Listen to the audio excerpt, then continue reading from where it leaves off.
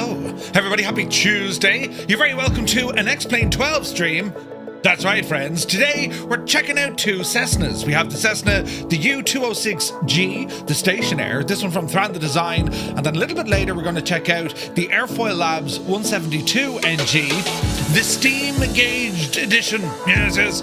There was loads of sales over on for Labour Day, you see. So I said, you know, we'll jump into X-Plane to see how it's behaving. We're just before a new update for that sim. 12.3 is on a short final. So I said, listen, right, we'll tackle a bit of OnAir company as we fly today. And that's the beauty of OnAir. I mean, it doesn't mind. You don't even need a sim to make OnAir work. So we're going to be using it this morning.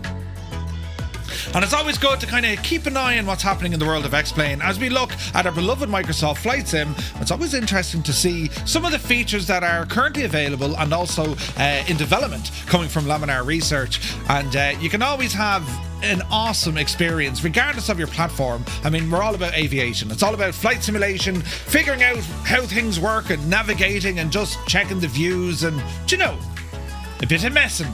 But anyway, how's she cut now? How's your day going? It's Tuesday morning. It's sunny outside for the moment. It is to rain though. Do you know, there'll be rain on the way and a sincere change of temperature. We're down to like 14 or 15 degrees during the day. I don't know how long the shorts will last. You're right. Maybe a little while longer yet. But we'll have to see what happens. Now, Thranda Design. These guys over in the world of X-Plane, they do a lot of work with Just Flight, in particular when it comes to the Aero fleet and also the Duchess, which are some remarkable aircraft in X-Plane. And they have their own lineup as well, their own aircraft. This is their, I think it's one of their latest. They also brought the Skymaster 337, and before this a 208. So it's all kind of, you know, it's flat out, lads. Absolutely flat out. But anyway, look, who's here on this Tuesday morning? We have Corn Wolf, top of the morning to you. First in, after listen. Ferocious Gamer, happy Tuesday. Malky is here. Good morning. Hope you're well, dude. Shunty McShunface is here for 25 streams in a row. Thank you very, very much indeed, buddy. Hope you're well. Sir Camsalot, AJH, my dude. Hope all is well. We're also checking out a new scenery in X-Plane 12. This one, it was brought out by iniBuilds and a developer called Aeroscape, Southampton, Echo Golf Hotel, India. And we're going to see how this all compares in the world of X-Plane. Excited to try this one, lads. Eamon 1973, good morning. Simpilot UK is here. The Limbics has rambled aboard. Good evening to you, my dude. Filthy, welcome in, man. Spitfire RAF 100 is here in the chat. Very happy Tuesday. Hope you're well, buddy. Commander Balosh is here. Good morning, virtual pilots. Happy Tuesday. Hope you're well, man. Doc Nader is here. Good morning. How's she cutting? Where is this now? Simpilot UK has to work. I don't want to work. Oh, Jesus. The Impossible Phase whistle stop this morning. How are you getting on? How are you getting on? A Crotty is here. He says, how are you, Murph and Fireflies? Back at work. The question is, am I hard at work or hardly working? If anyone asks, I sent this on my tea break. Engaging lurk mode. Right, should be grand now. Let's see what happens.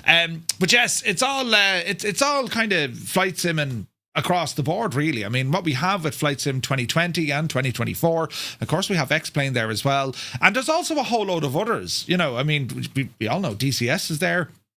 Aerofly FS is there as well. There's a lot of cool ways to go flying. X-Plane has a really nice addition, X-Plane Mobile. Which is very nice, work on your device and you can do some flying, and it's the full simulator on mobile. Now I think it's X-Plane 11 that they have running, but it's still quite good. What else do we have? We have what's that one? Infinite Flight. Has anyone ever tried that one? There's loads of options now, lads, when it comes to our simming. Do you know what I mean? Who else came in the door here? Kubi, Montana. Top of the morning to you, buddy. Hope you're well. You're up before your breakfast. Plane spotting Dan. Welcome in, Dan. Is X-Plane 12 any good? It is. It depends on what... It kind of depends what you're looking for. Do you know what I mean? Like, X-Plane offers a lot of depth when it comes to systems modeling. Also, their weather feature has become better and better. And with X-Plane 11.3 or 12.3 or 12.30, a couple of folks have been streaming a closed beta of that. Conti was on with it last night, and it brings in historical weather. which is pretty cool. Something that X-Plane didn't have unless you had something like Active Sky or one of these. So it has proper historical weather that goes back quite some time, which is nice. So there's other bits and bobs thrown in there as well. You know, if you wanted to compare visually how each sim holds to its own, they go very kind of different directions, I think. X-Plane has a focus probably on, well, systems, right? I mean, Microsoft Flight Sim, that gives you a splattering of everything, in particular when it comes to the visuals. I mean, the high fidelity visuals in Microsoft Flight Sim, unmatched. Saying that, X-Plane have really tweaked their lighting model and the whole engine behind how everything appears, and I have to say it's looking very, very good. It's a beautiful, beautiful simulator. So, yeah, as I say, I always say, if you have the chance to use both, use both. Do you know what I mean? Idle Cutoff, Cambridge calling. Welcome aboard. One stream streak. Good morning. Charlie is in the house. Good to see you, Charlie. Viper Strike is here. He's sailing to Halifax now. Ooh, nice. Gar Gaming is here from Galway. Top of the morning to you, Gar. Hope you're keeping well. Hope you're keeping well. But yeah, we're also going to be exploring some OnAir as well. And as I said, that's the beauty of it. I mean, we can just say to OnAir, hey, look, we're in X-Plane now. And like, okay. And it'll do all the stuff that we need to do. So we're going to base our flights today, well, especially here in the with the Stationair. We're going to base this one out of Southampton. We're on live time and weather. Let's see what happens. We'll also have some Join FS up and running if anyone would like to fly along. Regardless of your sim, you can fly along. And we'll see what the crack is all about. It's a matter of just kind of figuring out what these aircraft can do, some of the features that they have, and how they kind of behave in the sim. Do you know what I mean? So that's what we're going to go for. So, yes, Daniel Myers is here. Very good morning to you, Daniel. Hope you're well. Happy Tuesday, man. We're going to do some trucking later on in European Truck Sim, Euro Truck Sim. We're going to go from Bern to Monaco. Ooh, that's going to be interesting. And looking forward to that spin this evening. Always calm and anxiety-free is our truck driving. And then I need to, do you know what I need to do? I need to get into some Formula One. I just do. Did you see the race yesterday? Jesus, good now. And I'm mad for a bit of Formula One. Cold Nebo, hope you're well. Happy Tuesday, my dude. And I was messing around a bit more there last night with, what's it called? Home Assistant. Very good. Jesus, very good. So I'm just waiting on some more other bits and bobs to arrive. And then, you know, it'll be like now, you know, I don't know. It'll be like the Enterprise. I'll have to get like a Star Trek shirt and sit here, you know, engage. I'll do all of that, you know. It'll be great. Right, we'll go over here. There's a button. Here's another button. And welcome into the world of X-Plane. So we're on the ground here at the new Aeroscape Southampton. We've got some trains driving in the background, and Asha, the divot looks great altogether, doesn't it? So a couple of things to get us started. I am using a little program called Lossless Scaling, so I'm hoping that keeps things looking nice and smooth. This here is the Stationair, a Cessna 206, big, heavy monstrosity of a machine. And, well, we're going to see what OnAir can give us in terms of jobs, and we'll go flying. You'll probably notice straight away that, yes, we do have a cargo pod underneath, and similar to that of our Grand Caravan. Stationair, a little bit smaller, but it certainly packs a punch. So, looking forward to this one. You'll be locked out of your own house soon. I'm telling you, that's the way it's going to go. Murph should race trucks around the Monaco Grand Prix. I don't think they have Monaco properly modelled in it. But yeah, we can have a look, Viper. Do you know? So this one here, there's a load of features of this aircraft I want to kind of showcase, which is cool. And I'd love to see some of these features make their way into Microsoft Flight Simulator, because I just think it's amazing. It's amazing what goes on. So... right, we'll see what we can do. But look, at up close and personal, it's a highly detailed model. And I have to say, it's for X-Plane, it looks incredible. Loads of little details, reflections. There's also dirt, grime, wear, tear, scratches, paint chippings, and we can control all of that, which is nice. But as you can see from the exterior, well, the modelling here is quite nice. I mean, you can even change the types of windows. Are they flat windows or are they curved windows? There's a lot of options in this, and yes, before you ask, it does have an impact on the flight model of the aircraft, or at least the drag, a little bit of the drag, because, well, the windows bulge out of it. And that's kind of where X-Plane kind of starts flexing a little bit, because it's heavily involved on the systems. It's just a great sim. But anyway, as I said, we're using ortho. That's kind of like automatic satellite imagery for the sim, and I'm using the Sim Heaven add-ons as well. That's using OS data to populate things like towns and roads and trees, lakes, aerials, chimneys, all that kind of stuff. It's like the what do they call it, the French VF4 stuff, you know, the one that we have in Flight Sim, similar to that. And yeah, as I said, it's all about taking this machine out for a spin and see what it can do. But I mean, look at the detail on the lights. Look at the cut of this, lads. Isn't it very pretty? Very, very pretty. So a couple of options that we have before we get going here. But we can zoom out and just show you where we are. So this is Southampton. That's the clouds. Here's Southampton. So here's the airport proper, right? And this is where we're going to be starting and finishing from on today's flight. So we can move the mouse in here, or the camera in, and you can kind of see, look, these are all default. This is default sceneries. The road, the traffic, like the vehicles look 100 times, like they're just class looking in X-Plane. Isn't that mad, isn't it? Right?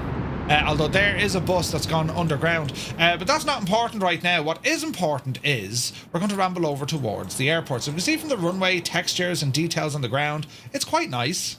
You know, the runway here is done quite nice. The developers done all the work here. The lighting in X-Plane, in particular night lighting, is gorgeous. Absolutely insanely savage. So go back in there now and let's see if this loads in, which I hope it did. So we'll continue on with our endeavours as we go exploring, right? Have you already finished the Australian tour? Kermani, the Australian tour. We do many different flights, but which tour is that? Carno says, I'd like X-Plane more if there was an easy install for everything. You need to make it look good. Well, I mean, there's nothing here running the graphics, right? So in terms of, this is a payware scenery, granted, but and payware aircraft, I suppose. But by and large, I mean, it's in terms of the lighting and the clouds and all this, I mean, X-Plane has really come on far. Like, I mean, look at that's a beautiful sight, right? Beautiful. Now, some of the trees look odd and weird and all this kind of stuff. There's not much we can do with that. But if you ramble in towards the the airport, this is kind of where the gap is starting to be closed, because, well, a Microsoft Flight Sim, I mean, we're terribly used to now having, you know, incredible detail when it comes to the airports. And X-Plane, it just renders things a little bit differently, but it's catching up in some areas. I mean, look, they're working on interiors now, which hasn't always been, you know, a popular thing, but they are now doing interiors when it comes to X-Plane, which is nice. And you can kind of see from here we are, look, we're in the, I don't know where we are, but we're in the airport anyway, right? And we can kind of ramble in here and pass where the security is. All the shops are closed. Why are they all closed? I wonder, is it due to the time of day? And if you see any kind of weird flickering and all that kind of stuff, well, that's not much can be helped there. But look, plenty of detail and scattering and stuff. It looks the job, doesn't it? Looks the job. Trilander, yeah, we'll have a look at night lighting. Of course we will. Of course we will. So Southampton, a fairly busy little airport, and you know, parked vehicles all over the place. I thought I saw a Skoda earlier on. I did see a Skoda. Look, I saw a Skoda. Instantly, the scenery has come up leaps and bounds. Leaps and bounds, we say. So what else do we have on the air side? We just got parking. Then we can come down here. We got a control tower. We got some various ground units. They've modelled the interior of the control tower. Nice touch. But as you can see, like, visually, it's quite different. I mean, it's the assets are quite old. I think, you know, eventually where X-Plane kind of needs to catch up, it's on the ground scenery. It's you know, they've done well with the sky, I think, and that's getting better and better. I mean, the sky is looking way better. If you were to compare X-Plane 11 versus X-Plane 12 when it comes to, you know, the sky colors and the formations of clouds, the layering, visually, it's come on massively. It really has. And even with, you know, buildings and all this kind of stuff, they are getting better, but they're not really at the races yet in comparison. We've got a nice signature hangar over here. And we have trains in X-Plane. Yes, that's the thing. We have trains. So I'm going to bring the time of day down so you guys can see nighttime, how it looks in the sim. And the lighting, as I say, it's just beautiful. I mean, even the detail on the trains and stuff there, you can see, look. Isn't that gorgeous, look? You know what I mean? And then all our buildings and stuff around us out in the motorway where you can see all the lights of cars and all this kind of jazz. I mean, it's very, very impressive, isn't it? It's very good. Like, just their lighting is just excellent. It really is. And then, of course, we have the airport lighting, which developers can take full advantage. Here we go. Sometimes the old colours take a moment to load in, but there's our scene now at night time. Isn't it very, very nice? It's very pretty. Takes a few moments, I think, for everything to load in. But even the detail, as we say, looking down onto the roads and where you can see traffic and stuff moving around. Now, if you look close enough, you can kind of find the edges fairly quick. I mean, cars are very much hup this way and hup that way. But like when you're flying over it, I mean, even that view there, looking down into the village or into the town a little bit. I mean, it's very impressive, isn't it? It's very, very good. So, yeah, X-Plane is always a treat flying at night time. Definitely. It's just very, very pretty. Look, gorgeous. Ooh, lovely haze and glow and stuff going on there. And then of course we have the lights on the runway, which these are an absolute friggin' masterpiece when it comes to lighting. Look at that. Look, it's excellent. And like, you know, you throw a bit of water on the runway, it's incredible, absolutely incredible. So, down to where our machine is, as we come down the road here. And this is our little Stationair, right? I'll make it daytime. And even kind of have, like if you have a look at the cloud colors as we kind of make it daytime. And we've little buttons here that change the time of day, like. Got the colors all over here with the clouds. We keep pushing it. We're into evening time now. It's very good, isn't it? And then back into nighttime. Like, it's just stunning. It really is. Their lighting is, I think, is excellent. They've done a great job with the lighting. Right, let's bring this back to proper time. What time are we here? 11:20ish. That'll do. 11:20ish. That'll do us. So we're going to get ourselves up and running now with the aircraft. Now there is a gadget here. I was wondering how can I pop that out? Panel, no. Reflections. How can we pop this little fella out? As my Elgato has just turned off. Look, that's always a good sign. That's the third time it's done that this morning. Hang on. We'll fix it another way. Now, force it all back in there. Are those highways modelled default? They're all default. Yeah, you can see the signs. Yeah. I have X-World OpenStreetMap scenery. Ooh, nice. Pretty good. Let me say, Sam Tech, thank you very much indeed for subscribing to the channel. Yeah, I don't know how we can remove this gadget because I wanted to pop it out. But anyway, look, it's down here in the bottom left of your screen. And this is for the aircraft, right? Now, unless I have a button up here. No, I don't think I have. Thranda. No. So we have a little button here. There used to be a way you can kind of make these guys bigger. But anyway, what we're looking at here, we have some options when it comes to the aircraft. In particular, we can turn on and off window reflections, panel reflections. We can cold and dark start state. Cargo pod, we can appear or disappear, which is nice. Chocks on or off. The brakes on or off. Right, they are parking brakes. Show hide checklist, and we can bring up the checklist here. Right, so you get the idea. You can kind of pop these out. And what else do we have here? We can, you know, all the covers, all the doors and tie downs, we can remove all of those, click of a button.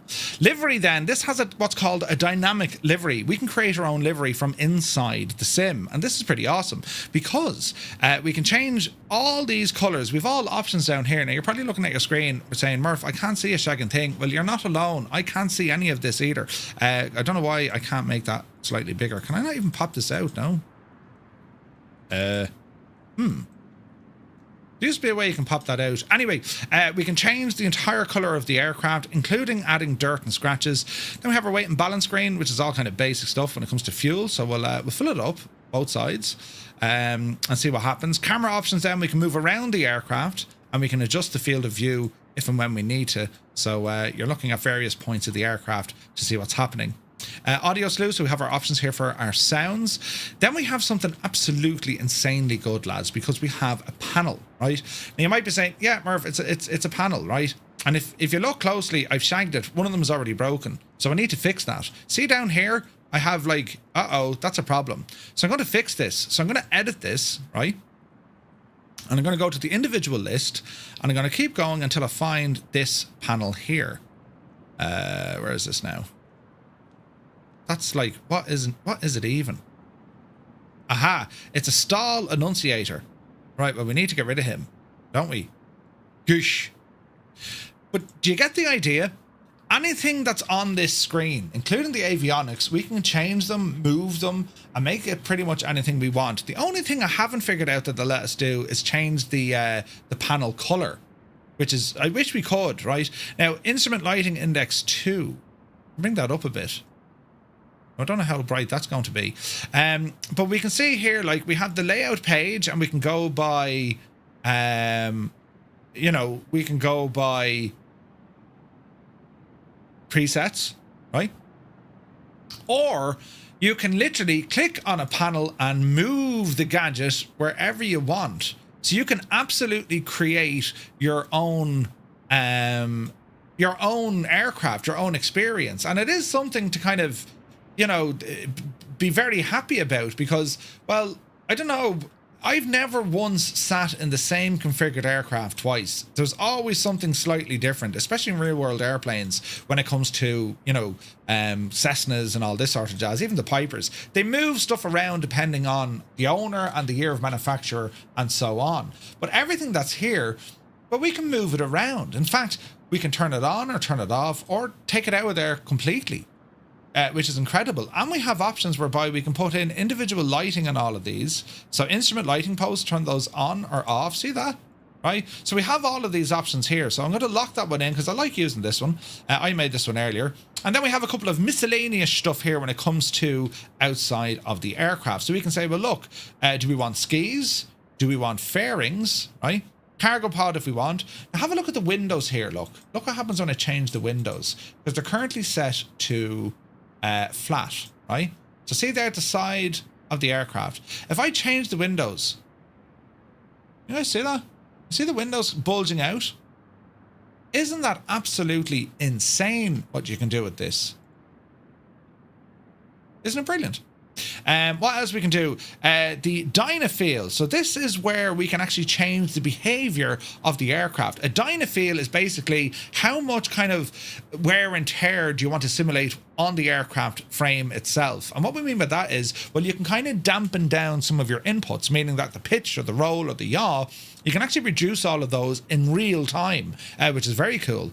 We can also have a look at our different tires here. We can go Thunder tires, right? Or we can use mud flaps at the back of the tires as well. So you can kind of see the messing we can do with this aircraft. It's very, very good indeed. And that's all part of the menu system for the aircraft. It's quite impressive, right?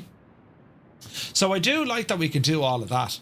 Now, what we're going to do, we're going to start up OnAir, because well, we want to do some flying here in X-Plane, and we're going to ask OnAir to generate us some missions from Southampton as we ramble off to somewhere else. And then we'll go through the characteristics, we'll go to the flying, the startup, and all the jazz that comes with it. So OnAir is loading, we're going to enter the world of crash logistics, and we'll see what happens.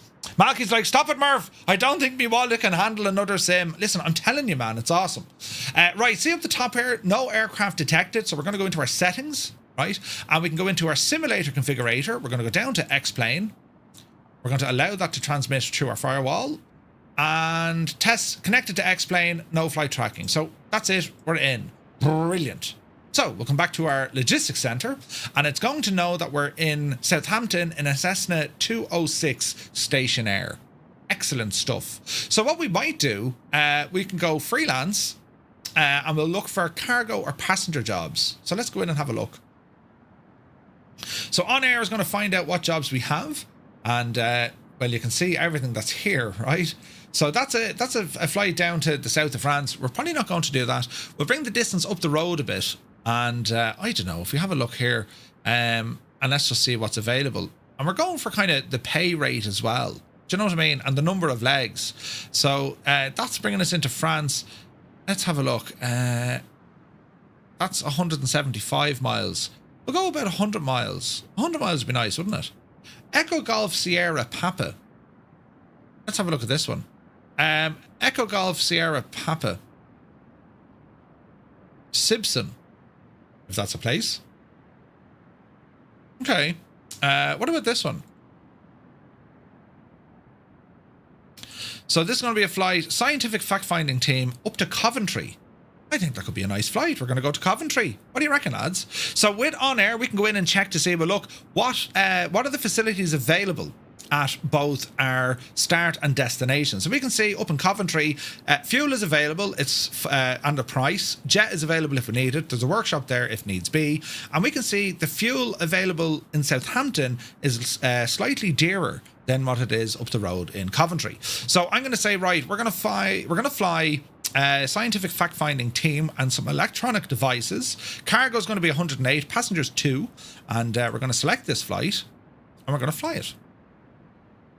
So we're going to show the legs. It's a one-hit wonder. Echo Golf Hotel India up to Echo Golf Bravo Echo. Now we can also go ahead and import this into SimBrief, which is very nice. So that's the stab of it there now. So we're going to go in now and fly it. So we can have a look. That's the electronic devices loaded, passengers loaded, aircraft type, SimBrief dispatch, or we can import this directly from SimBrief, or we can go off ourselves and bring it in. We can import a flight, or we can just do a direct to. So for this one, we'll just do a direct to. It's saying here now how much fuel we're going to have. Select managed by the operator. So we're going to tell it, well, we don't want to be 100%. Call it 70% fuel, right? And that's all going to be managed by the operator. So our destination is going to be Echo. What was it? Echo. Balls. Why didn't I put that in? Echo Golf. Sierra India, was it? Echo Golf Bravo Echo. So Echo Golf Bravo Echo. Coventry. And if it doesn't work, we can. I don't want to go to Luton. We'll come back down here to Southampton. Distance between alternates, that's quite okay. So we're going to top up our fuel here. Let's call it 70%. And weight and balance is okay. We're going to validate the fuel. And that all looks good. UTC offset, bring it up 1 hour. Again, OnAir will look after all of these things when it comes to the sim. So we're going to say fly now. Should probably give out to us now because it needs to get our weight and balance. I've set everything to automatic, so everything is now looking good. It's connected to the sim. It's adjusted all my weight and balance there as well. So once I click start tracking, it'll start tracking. Let's give it a moment. Start flight tracking. Okay, so we're now tracking.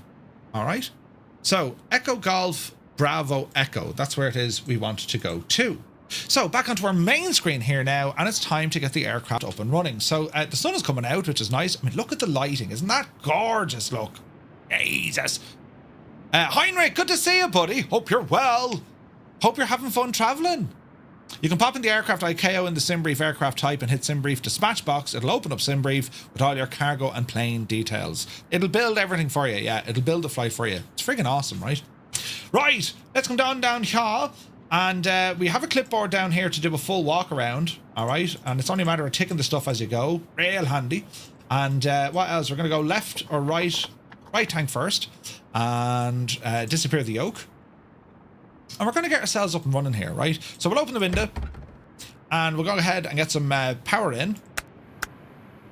And we see all our dials and stuff coming on board. We've got to get our nav and beacon lights turned on. Prop full, mixture rich, open the throttle, parking brake is on, fuel pump can be activated. If you listen to the sounds here, we'll increase the throttle, you'll hear the pump go fast. Fuel flow is looking good. And fuel flow off. Again, you can click on any of the instruments, you can pop them out if you wanted to be, well, if you just wanted to check them out, right? Right, mags are currently off. We're looking good here. We shall say clear prop, right, left, both. All is looking well, and let us go for a start. Are we ready? Wrong way, Murphy. Oh, Jesus. How do we... Your flight will be monitored until you land and shut down the engines. Thanks very much. Okay, a bit of RPM here. Reduce the mixture. That looks good.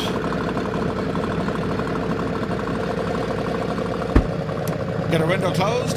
Avionics coming online. Taxi light can go on. Autopilot unit down here. By the way, I jumped out of a caravan in Indonesia. No way, man. I jumped out of one in Holland. Didn't go well. So today we're also using Reality XP's GTN 750.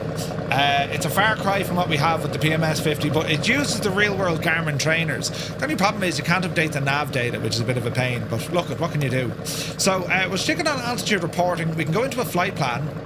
Echo Golf Bravo Echo up to Coventry, and we're going to do just a direct 2, right? Just direct 2. I'm bringing it into our map here. We'll have an idea what's happening. We zoom out there. Yeah, straight up the road, 85 nautical miles, and we're going to go in here and just change some of the user fields. So we're going to change this guy to estimated time of arrival. So we go up the road. Estimated time to arrival. Let's see. ETE to destination. There you go. This one here, we're going to change this to the weather. So we want some wind information on this one. Wind speed and direction. And that looks good to me. Right, Captain McCoy, good to see you, buddy. Hope you're well. We can also reduce some of the clutter here as well. And that's looking good to me. In terms of some lighting inside, even though we are on the ramp, I'll show you what the out lighting looks like. Because you're probably wondering. Give all this a second to load now. Bear with me, bear with me. Jeez, the lighting is only superb. Right, bring it all down there. Oh, wait, we can't change the lighting because it's locked to OnAir. That makes sense. All right. Can we advance it?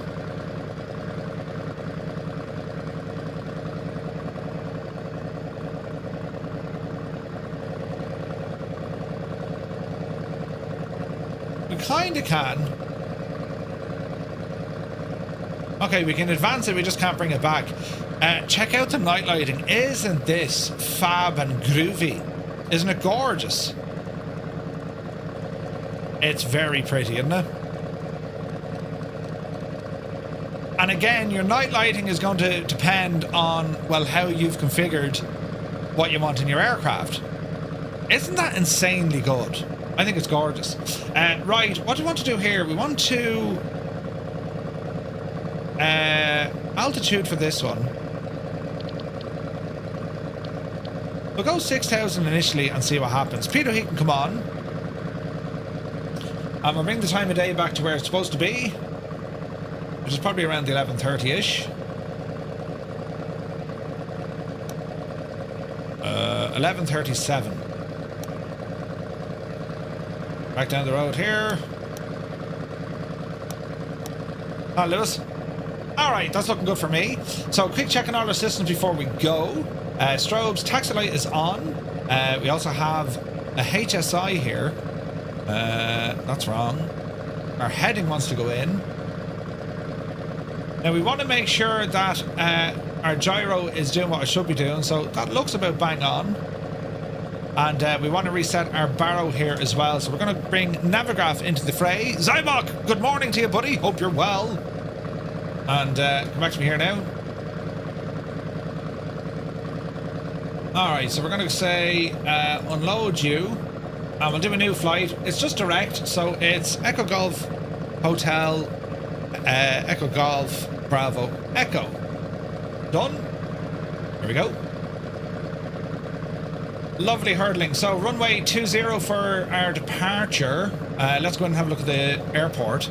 So the weather, we have altimeter 1002.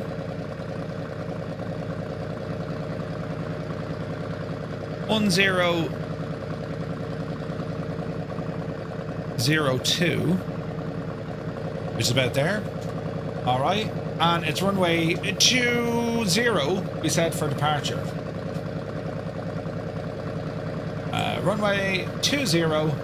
So that's behind us. So we're going to taxi down, hang left on Bravo, back taxi up to 20, and then we're blasting off from there. Right, Zybok, hope you're well, buddy. All right, we're looking good. That's looking good.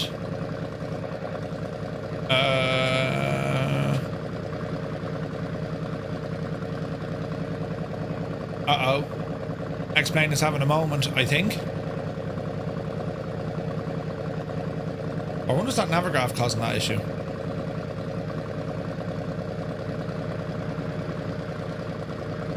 Huh. Have you broken it, Murphy?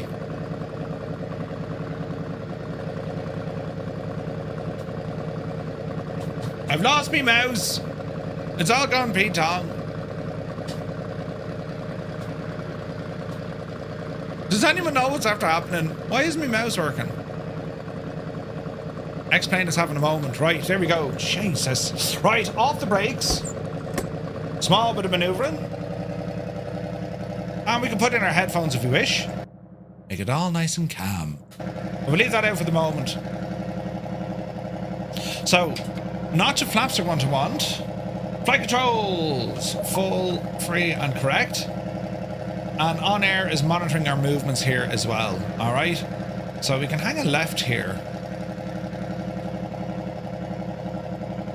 Diddly diddly, diddly diddly. Technically we're not supposed to go that way, but there is a taxiway there, so we'll hang left and then go down the road and hang left again. And see what happens. It's a rough sounding 172. Nah, give it a few moments. Just put a bit of power in there. We're grand. Loss of scaling. Possibly Roy. Good to see you, Roy.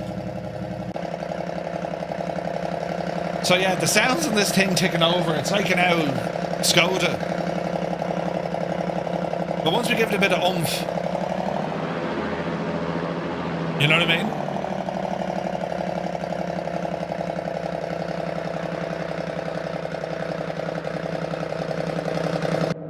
Not too shabby. There's a train.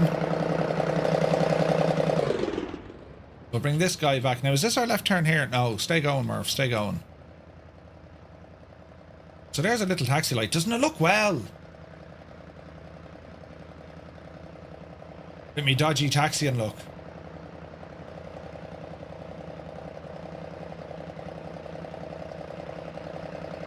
It's a two-stroke Cessna. Yeah.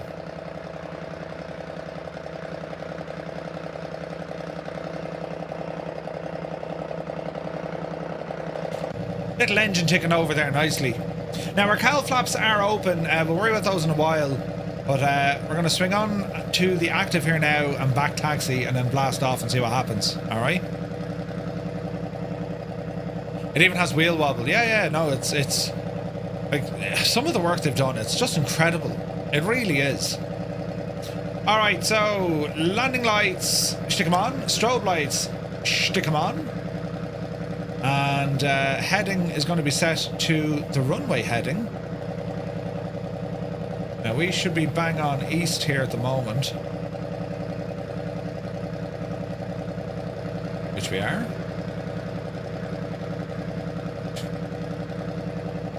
Okay, quick check. Clear. And clear. And as I say, like, we can fully edit all like the we can edit like the dirt and scratches and all this that's on the aircraft as well. Like, it's pretty cool what you can do. Controller air vents. Worst thing known to man. Anyone who's flown in a Cessna, you know, these just don't come out far enough. They usually cool this part of you, right? The rest of you stays friggin' roasted. Now we'll do a quick run up down the bottom here just to make sure all is well in the realm. Low voltage, that's grand though, that'll figure itself out. As we taxi back. Jeez, there's loads of trains in Southampton, isn't there?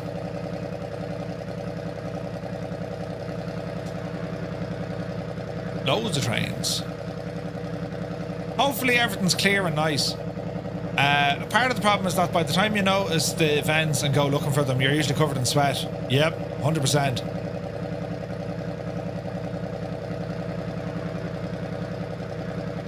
Alright. Easy now.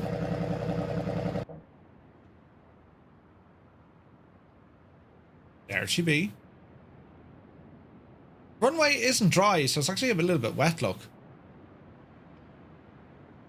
But yeah, you can see the detail on the wheels even, look. They do wobble. Isn't that mad, isn't it? Like, it's class. Cold Nebo, hope you're well, buddy. Mac Vision, good to see you. It looks lovely. All right, watch your speed here. We'll do a quick run-up test.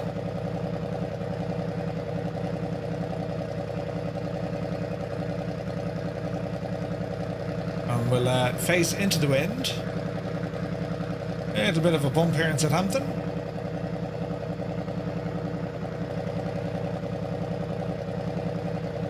All right, let's hold it there. Mixture fully rich. RPM coming in.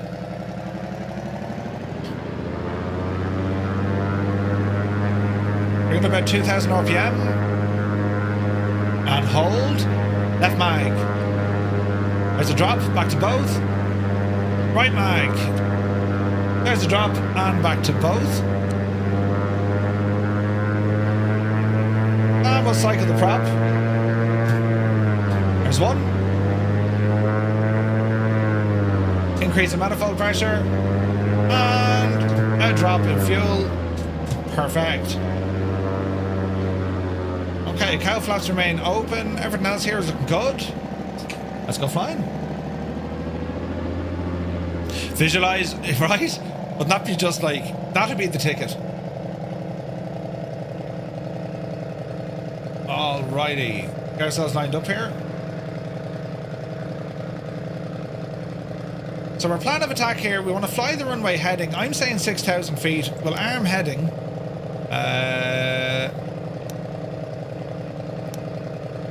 Right, we'll play with all that now in a moment. Autopilot off. Let's go flying. Power coming in.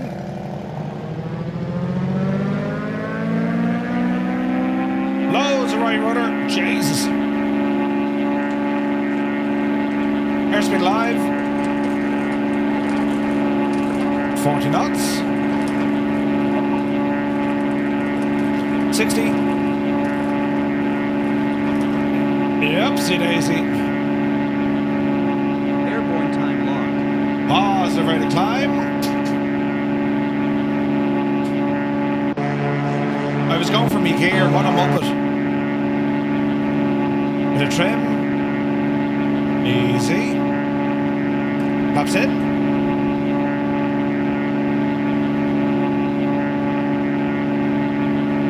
Easy.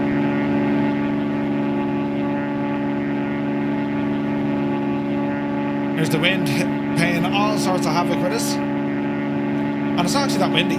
Right, we're going to go heading mode. V speed. We'll call it 700 feet a minute for the moment.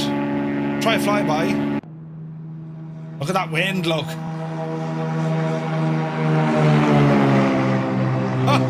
Oh, it's very windy. It's shocking windy. Alright, let's see what we can do. 14 knots blowing beside us.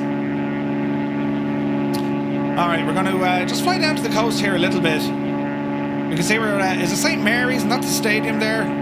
We got some beautiful details in the water here, look. The marinas, and I mean, it's looking really well, isn't it? But it's bumpy as hell up here. Alright, let's reduce some of this RPM now.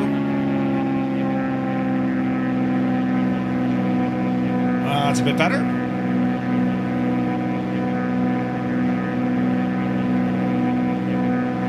Okay, we can start throwing in a left turn. 120 degrees will do. There we are. 5 for south, train. So, some of the limitations with your auto imagery, sometimes it just misses or it doesn't have the data. So see up here, it doesn't have terrain data, so it just loads in weirdness. Orbex do Great Britain scenery, which is incredible, but I haven't installed it yet. Vertical speed, we can probably do it lower in this ticket. Let's call it 500 feet.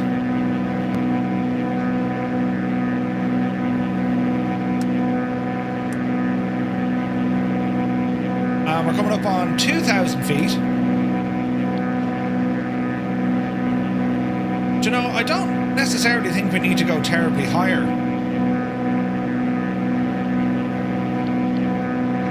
We'll call it 3.5 feet for the moment, will we? You never tried X-Plane? X-Plane is really good. Like, you can have great experiences in it. Everyone's going to have their favourite sim for their own reasons. I still think X-Plane is an awesome experience. And for me, it's always good to keep an eye on what X-Plane is doing, because it just gives you ideas then for Microsoft Flight Sim, and vice versa, you know? Right, so fairly climbing well, 110 knots indicated. That wind is having the crack with us completely.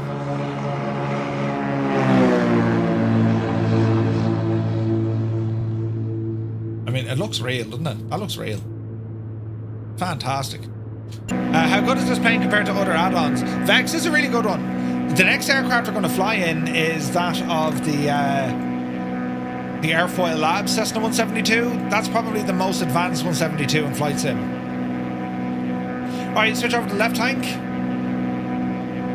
We're looking good.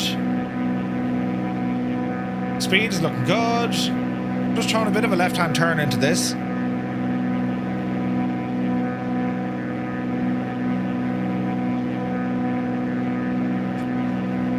And another left-hand turn coming in. Let's call this one 360 degrees.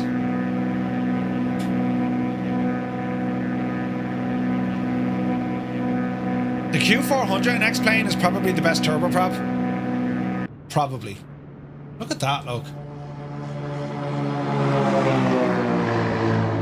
Bearing in mind, you know, that's my livery, it's my tail number, it's my cockpit.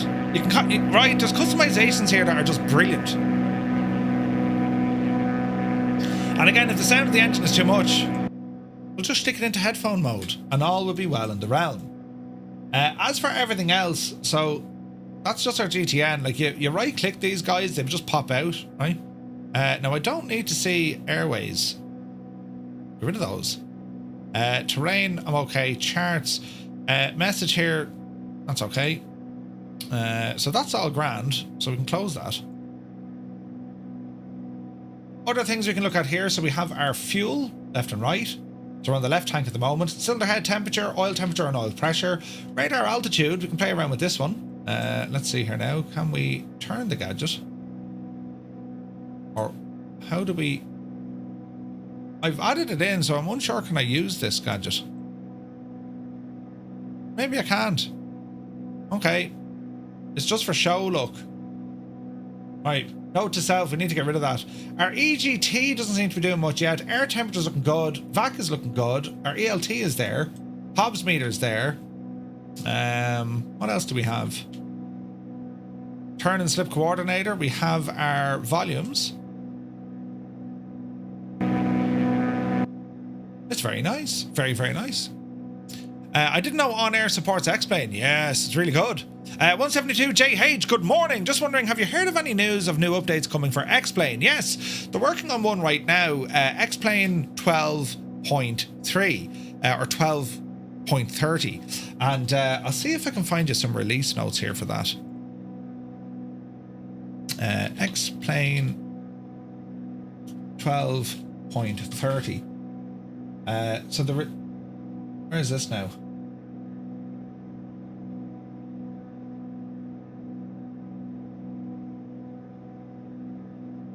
So the changes, right? So wait here. X-Plane 11 12.3.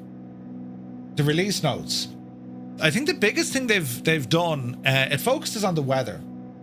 And what they're after here is what is this now? This content is password protected. Well, balls. The main thing that they're working on, they've added in a weather radar, a working weather radar, including, they also have historical weather there as well. So 11:30 release notes. So they have a new GPS navigators. No, that's not right. X-Plane 12.3. Password to enter. Well, balls. Laminar Research. Okay, let's have a look.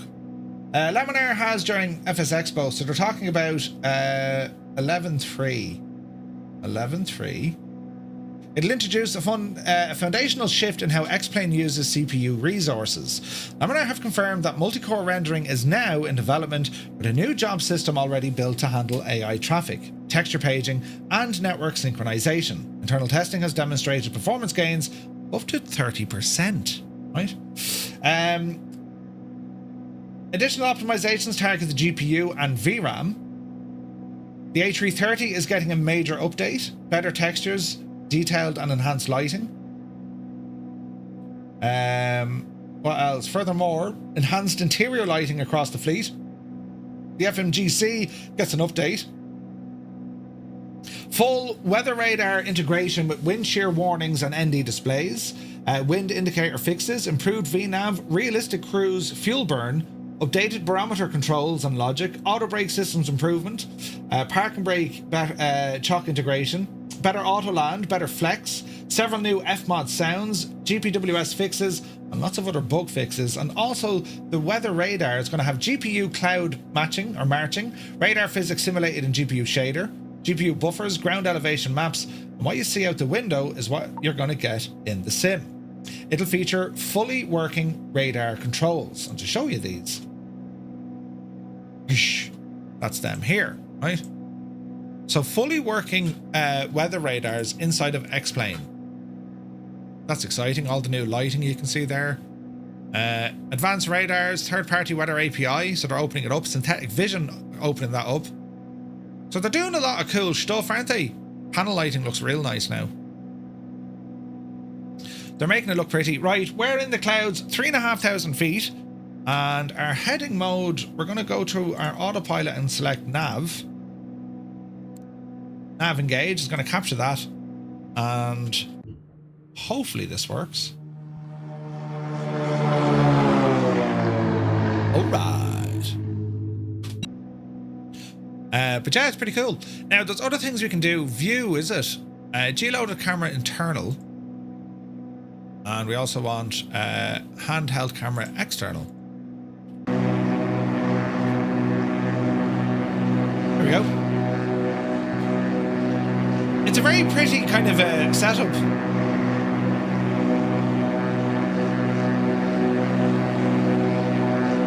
Amazing how X-Plane has been out for 3 decades. It's pretty mad, isn't it? Hermit, something good to see you. Does it handle multiplayer better than Sim Update 3? So X-Plane doesn't really go for the whole multiplayer thing. I mean, you can inject other aircraft in, they connect you via a LAN, or you can use things like JoinFS. But X-Plane is very much, you fly it either on your own, or you stick it onto VATSIM or Pilot Edge, you know? Can you know how warm it is inside the plane? If I have a dial for it, yes. I don't believe I have, though.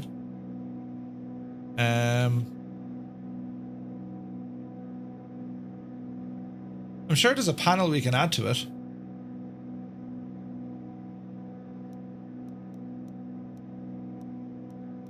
Huh. You've cabin air. So yes, there must be a way you can do it. There's no thermometer. Jesus, we need to add one of those. I don't see a thermometer at all. Are we freezing or sweating? We don't know. A light jacket should suffice, right? There are ways, depending on the add-ons. Yes, you can. It simulates all of that. There's no like quick information here that we can have a look at. Unless, of course, we go into here. Panel. Enable. Individual. And let's see, that's a stall. Intercom autopilot. There's an Aspen unit if we want to throw that in. GTN 650, 750. Altitude indicator. Angle of attack. VOR. Gear advisory. Number plate or tail number. Manifold pressure or fuel flow.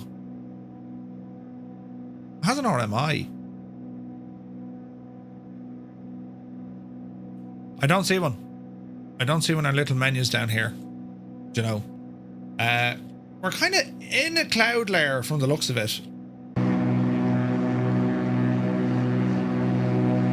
Man, that looks pretty, doesn't it? That looks very pretty, lads. Fantastic.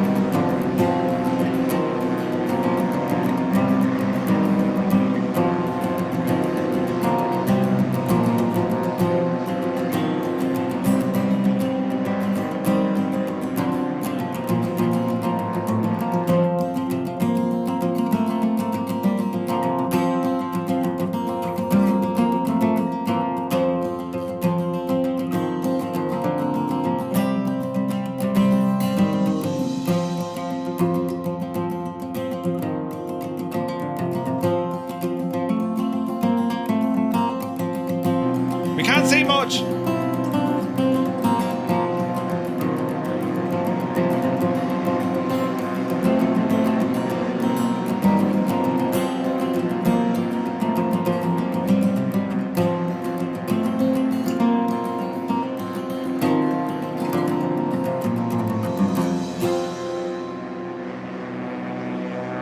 Look at it getting bashed around, look. Isn't it fantastic looking? Jesus. In the clouds.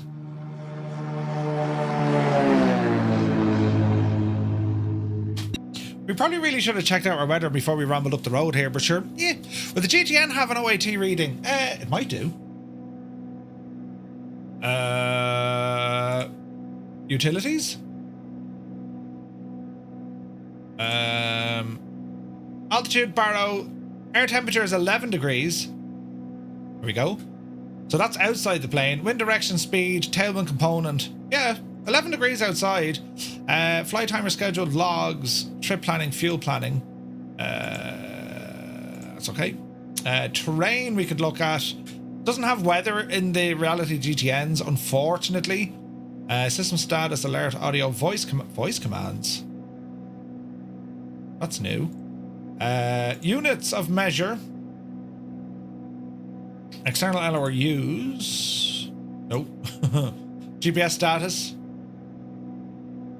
And then we have our setup then as well. Pretty cool. PJ Graham, good to see it.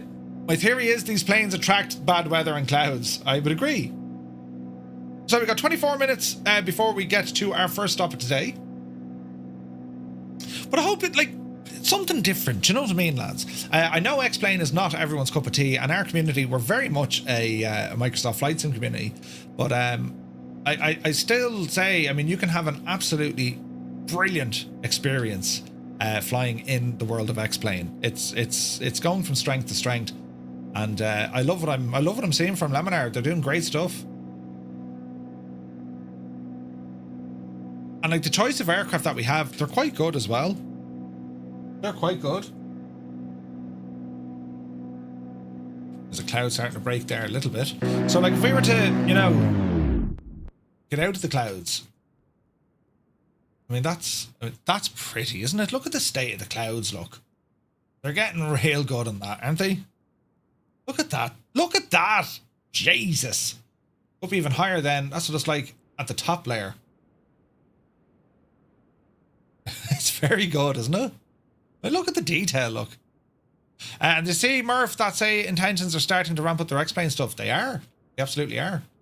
So, it looks like we could be breaking out of some of this cloud now in a while. Which could be nice, right? This could be nice. Keep an eye in the window. We don't want any icing or frost or any of that jazz coming at us. But for the moment, we seem to be doing just quite okay. 3,500 feet. We're pretty much in the clouds at this. But But I have a feeling we're going to break out relatively soon. We're kind of at the base of this cloud layer. Now we can go into our map here and have a look to see what things are doing. So here's our aircraft. And, well, let's see if we can bring in some weather. Here's the clouds. So you can see where there's a couple of gaps, right? Wind at 15,000 feet. We'll drop it down. Wind's at 3,000 feet. That'll do. So it's a southerly wind. We're getting blown along nice and handily. And you can see there's a couple of gaps in the radar for clouds. We can look at NextRad as well. So that's where it's showing kind of rain and stuff. So we're not going too bad. VFR sectional, or we can go IFR then as well. And what else do we want to do? ATC boundaries, always handy to have. And of course we can see the flight path, the compass row, or the flight path, compass rows, join FS traffic if there's any, X-pilot traffic if there's any. It'll all inject this into the in-sim map. What? The map in X-Plane is very, very powerful. Like, it'll show you all sorts as well. Birds, animals, all the ATC stuff from traffic. Great stuff for weather as well. It's really, really good. And then you have the operations center. See this guy here, the instructor station, and this can run remotely, right? So you can see, look, you can throw failures in, you can change the weather, you can move things around. And this basically is for flight training. So you can actually have an instructor sitting beside you or someone teaching you how to fly, and they're in charge of all of this stuff. Isn't that class? It's very good. Anyway, where are we at now? Look, we're over there. 16 likes on YouTube, by the way. Thank you very much, lads. Appreciate all the support.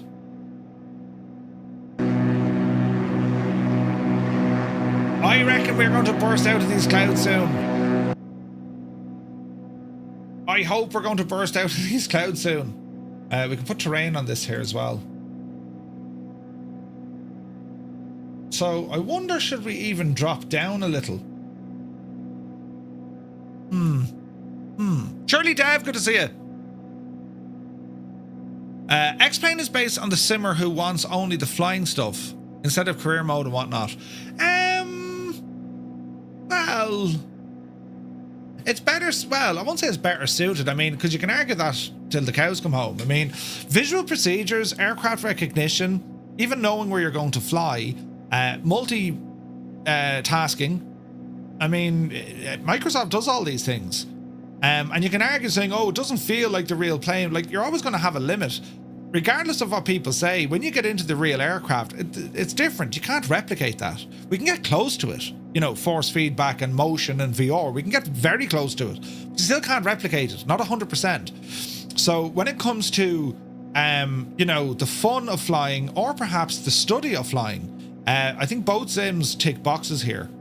Definitely. You know? X-Plane just, it has its own kind of style, you know? Hermit, this is the Reality XP GTN. It's a different brand.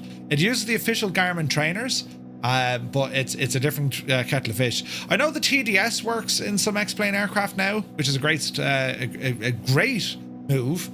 And the advantage, of course, of using the TDS GTN in X-Plane, you can actually update its nav data. You can't update the Reality GTN nav data with Navigraph. You know? It's grand once you get the controls set up similar with the options. My controls in X-Plane are an exact match of what I have in Microsoft Flight Sim. So I don't have that headache of, oh, what button do I press for this? Do you know what I mean? They're the exact same buttons, from the joysticks, throttles, you know, button boxes, keyboard. Granted, the view system is slightly different, so I don't have a drone cam. So I have to revert to a keyboard with a couple of buttons that either increase the transition or slow down the transition. So this kind of stuff, right?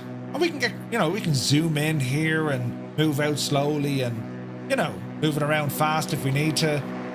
So you can, you know, you can make some really nice kind of, you know, cinematics if you wish. But yeah, by and large, it's this is set up the exact same way. The exact same way. Now, I'm just wondering, there's no sign of me breaking out through this kind of stuff here, is there? Where are we now? We should get a little break, but then we're going to get kind of caught in it again. Although, it is looking pretty nice up here. We'll see what happens, lads. We'll see what happens. We can always duck down. There we go. We're starting to break out now, look. Oh, look at that. Isn't that savage? Brilliant, isn't it? It supports eye tracking. Yeah, we can turn on our Toby.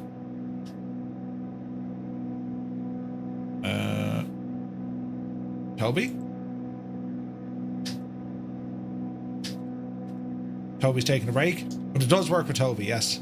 Jeez, that's beautiful, look. Look at that, lads. They've nailed the lighting, I think. I think it's done very, very well. Very realistic.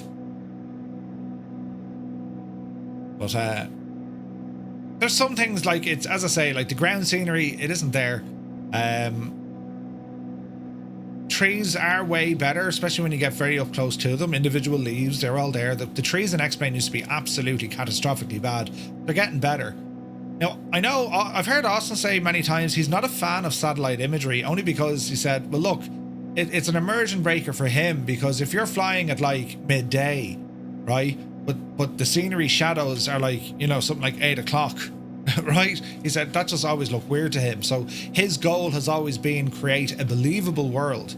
But how the weather systems work, it's quite incredible. The weather is constantly changing and evolving. I mean, you are fighting the weather in X-Plane, very much so. And it has a great way of tracking what the weather is doing, you know, with the use of, you know, your maps and stuff. And it's only going to get better now with the weather radar integration, which is more than just precip. I mean, Microsoft are pretty much on the precip. We know they will add to that. Microsoft, where they're at, the first 3 sim updates for 2024 have been about, you know, stabilizing the platform, which I think they're getting there. I have to say, I mean, our flight last night in the Transall, performance-wise, I was so happy with it. I thought it was brilliant. And they're getting better and better. So I reckon we're going to start seeing some new features being added to Microsoft soon. Do you know?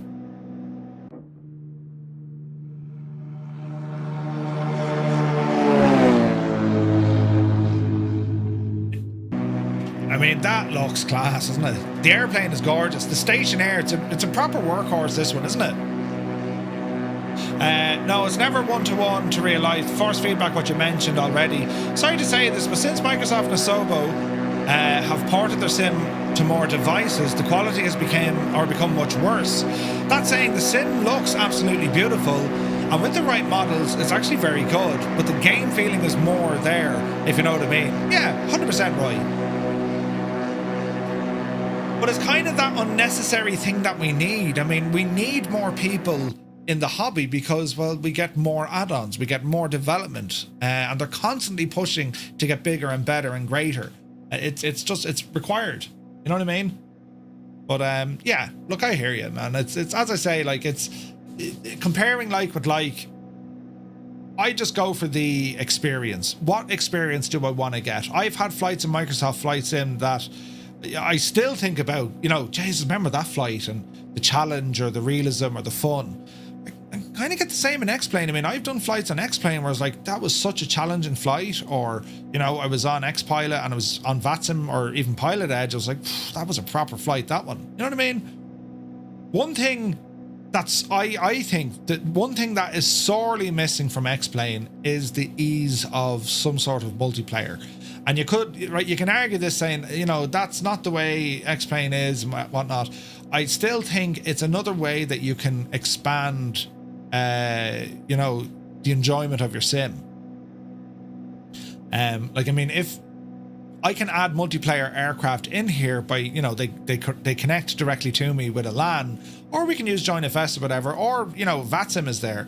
But I just think with Microsoft, that sort of idea, hey, you know, Johnny's flying, click on him, load him beside him, and away we go. I think that's pretty cool, because outside of the training and the realism and all of this, I mean, aviation is also fun. You know, no one is necessarily goes into aviation because, you know, they want a hard day at the office every day of their life. It's cool. It's awesome. You get to see some cool stuff. The weather. I mean, look at your office. You know what I mean?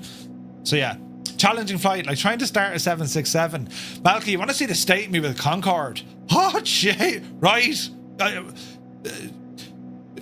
Yeah, I've much to learn with Concorde. Much to learn.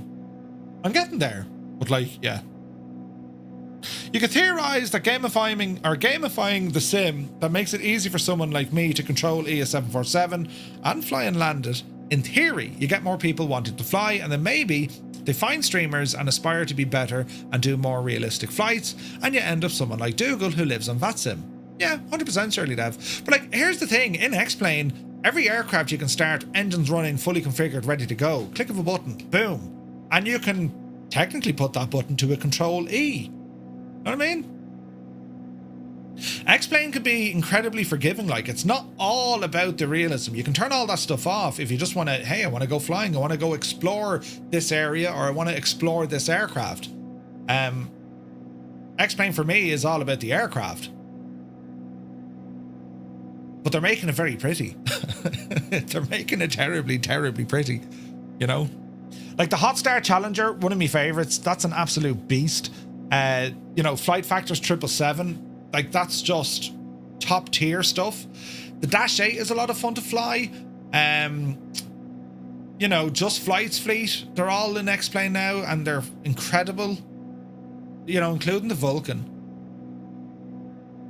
What else do we have? I mean, this stuff as well. I mean, this is my first flight in this aircraft, and I'm really liking it. Stationair, it's just I just like the airplane.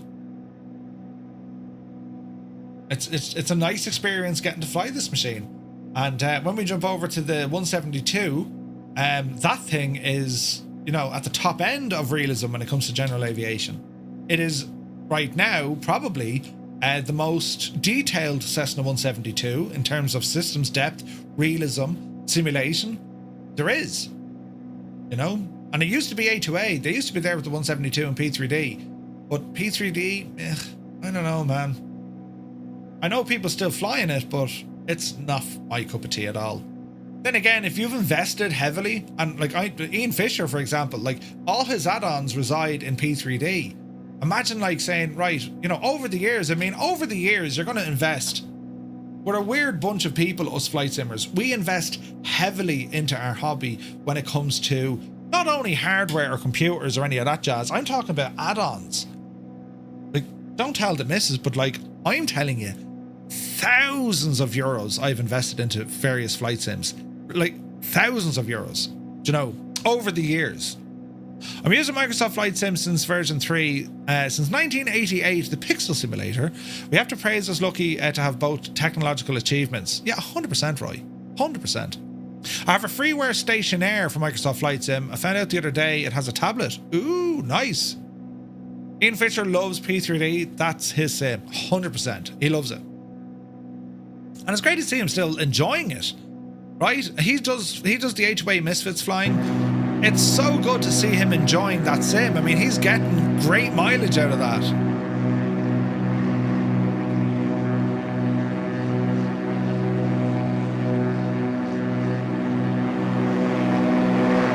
We're looking pretty now.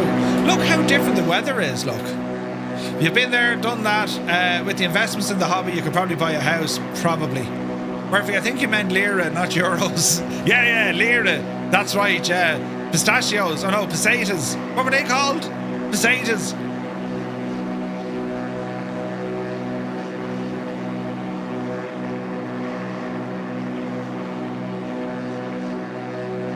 Like, I think if X-Plane can close the gap on the ground scenery, if they can do something there, what Microsoft have, or you know what I mean? Because like they've kind of done it with the sky. I mean, this is X-Plane's stab at making the sky extremely realistic. And you know what, lads?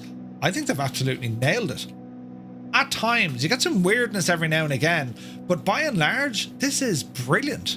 I remember back in the days of X-Plane 10 thinking, Jesus, you know, they were all 2D clouds. And Rex, y'all know Rex, right? They were huge back then because you could buy the Rex weather stuff. Then we got X Enviro, which kind of gave us this technology with the clouds. 3D clouds. And X Enviro at the time was a friggin' game changer. But they've caught up. You know, they've caught up. I don't know if anyone here follows Falcon BMS, but the latest version of that is looking great. Cold Nebo, I've been watching videos of it. It looks incredible. We played a trailer there some months back. Portal says, I've been really tempted to get X-Plane for the better clouds and environmental lighting. But the terrible cockpit lighting and textures, mediocre anti-aliasing, and frankly ridiculous add-on prices compared to Microsoft Flight Sim really turned me off. You've hit a lot of kind of good points there. Like, put it this way, right? The internal lighting, it's getting better with each and every update. So there's that. The texturing, I think with the next update of X-Plane that reduces the load on the CPU and the GPU will probably allow them to target anti-aliasing a little bit more. I mean, you do get jagged edges. Now, you know, programs like lossless scaling, they're game changers when it comes to your X-Plane. Very, very good, you know? And then, of course, you know, the add-on prices, it's a much smaller community. That's why the prices are higher.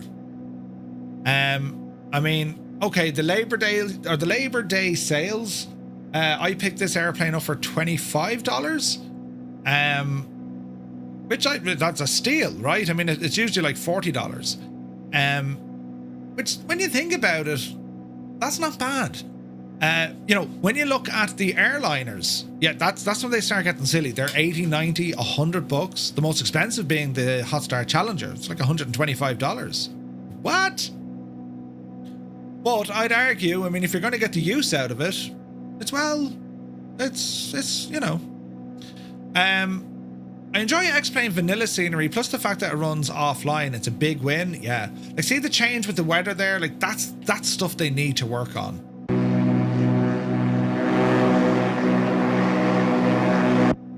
Like a smoother transitioning, but they're working on the weather, we know that. But like, look at that scene there, look, that looks friggin' class, isn't it? That's almost PMDG pricing. PMDG, hold my beer, like some of the pricing in X-Plane is nuts, you know? But yeah, the fact that it runs offline, that's a huge deal for a lot of people. A huge deal. This does not require an always-on internet connection whatsoever. Not required at all, you know? Gotta go, Murph. Here in Czech in Peterborough. I heard that pardon. Dave Cleary, have a great day, buddy. Vex says Condor 3 has nice weather simulation with proper cloud life cycle and thermals. Condor, that was the glider one, Vex, wasn't it? I remember Fabio flying in that. Looked a lot, loads of fun. Loads of fun. Rex Atmos Core is really worth the money. Yeah, another €7, but it gets very close with X-Plane environment. It can do, Roy. Yeah, it can do. We're going to be checking that out tomorrow night on the news. In X-Plane 12.3, there's going to be a free Dubai scenery from Mr. X. Yeah, so Mr. X, a very well-known developer in the world of X-Plane. He was an indie dev and he made some incredible sceneries. And where he's at now, he's now officially joined the Laminar research team, and he's going to be, and like, this is good to see. I mean, this is kind of X-Plane, you know, Laminar research following kind of what Microsoft have done in terms of bringing in the people who do this stuff, make them part of the team. I'm not saying that's exactly what they did, but it kind of is, right? Hey, this guy makes awesome scenery. He should work for us. That's, you know what I mean? So that's pretty good. That's pretty good. Chris Van Halen, good to see you. Binman, you follow me every stream. Thanks very much. You're very good. Yeah, catch you for trucking later, Dave. 100%. Yeah, Roy, sorry, no links in chat, unfortunately. Put it on Discord, though. We'll check it out, man. Portal says, honestly, I've been tempted to use the money I was going to spend on the PMDG 737 when it releases for 2024. X-Plane and fly the free Zibo 737. Well, forget the Zibo. The other one is very good now. What's this is called?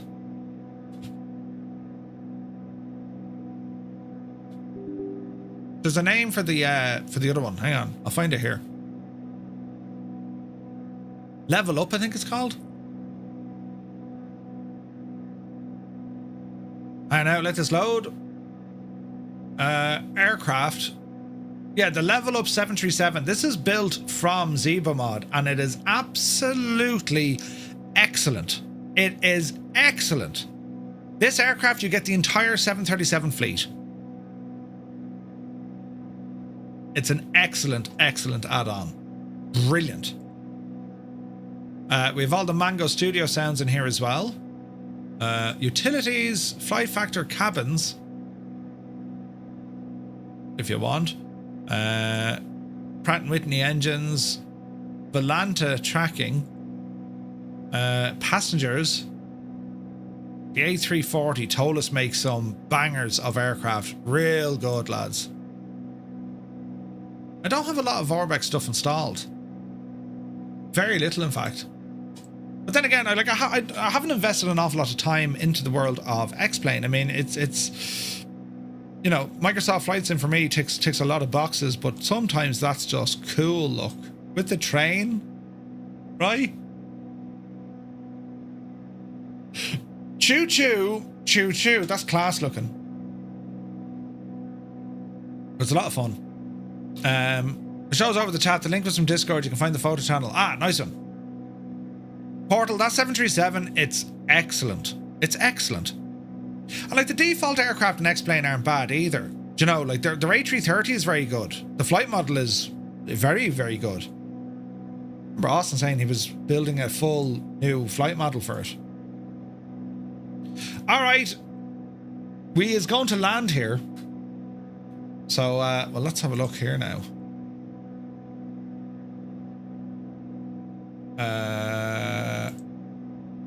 Back to our flight. So, Coventry. Altimeter 1001. Winds are 150 at 11. 150, 11 knots. 2-3 is what we'll go for. It's going to be a crosswind. Okay. 2-3. So it's going to be a right turn. 1001.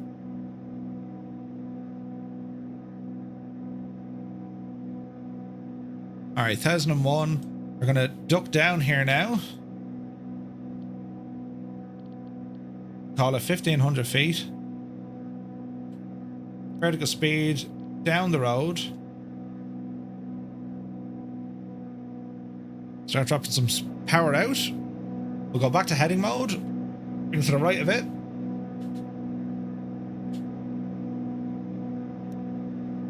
Roll us to the right. Cowl flaps are closed. I want to watch our temperature coming down the road here. Currently flying the MD-11. Oh, that's a cracker. Tazzy, good to see you, buddy. Muse fan, good morning. Hope you're well, Muse. 5 hours of flying since the CIA. Seneca should be 100% be on your radar. Oh yeah, Tazzy, good call. The Seneca looks nice. Yes. Good call, Tazzy.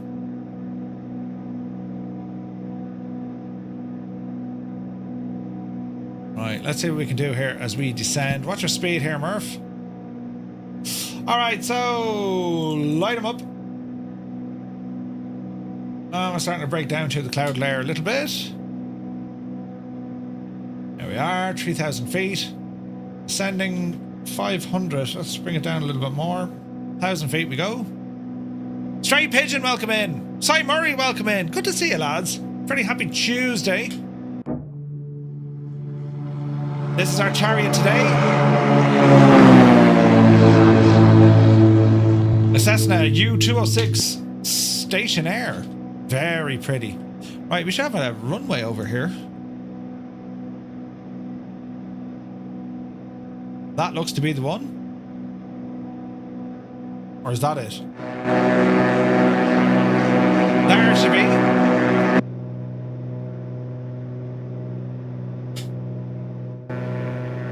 Right, remove the old headphones. Coming down to 2,000 feet.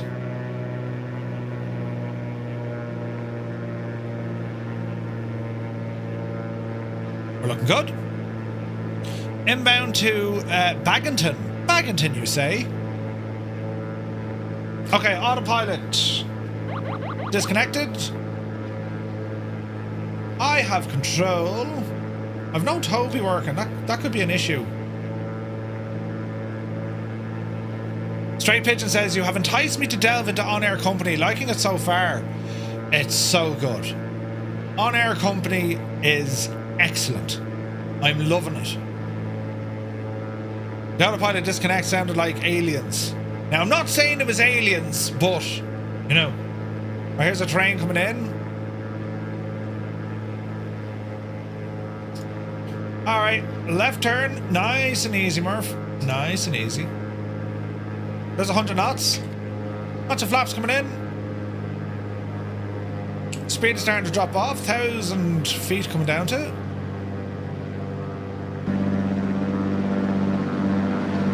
Easy now.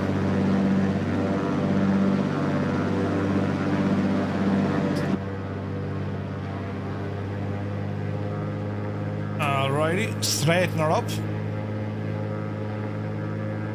Keep it at 1,000 feet if you can. Oopsie daisy.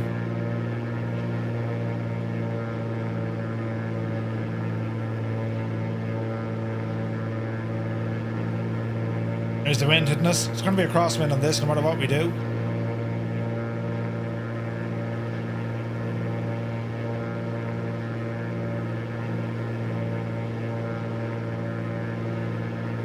Alrighty, start a turn.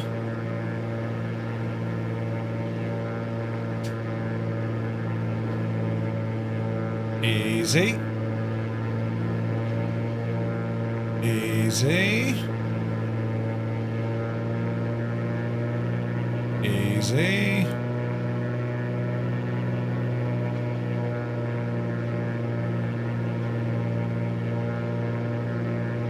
Well, now that's hard to see. I can see hangars. Can you see the friggin' runway? Yeah, there it is. Jesus, Murphy. That was hard to see. This is stock scenery, but I'm using the auto ortho. Jesus, the wind. I'm using auto ortho to give me the satellite coverage. Watch your speed. We're coming in sideways. Second notch of flaps. There's our poppy lights now. Portal, I say give it a shot, man. I am almost certain you can get a demo of X-Plane. I can never see the runways. It's difficult, isn't it?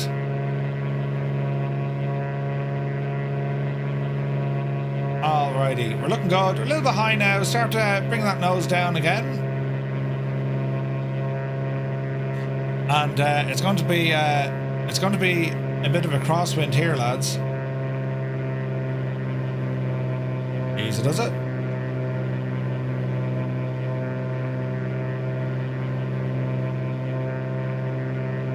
Little high.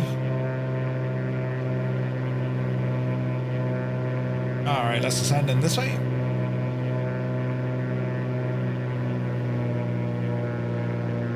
Little high.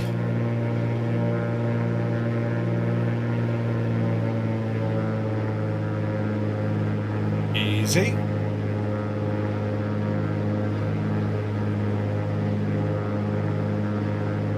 Easy.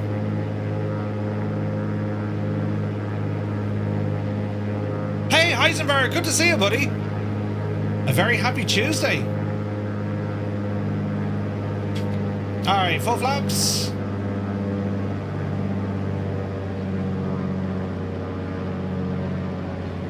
Watch your speed. Easy now. I'm not too worried about the glide slope here. Like, we're visual.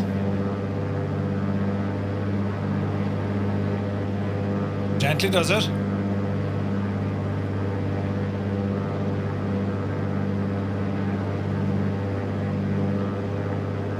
Watch the crosswind. There's the wind dying off. The lower we go to the ground. And watch the flare.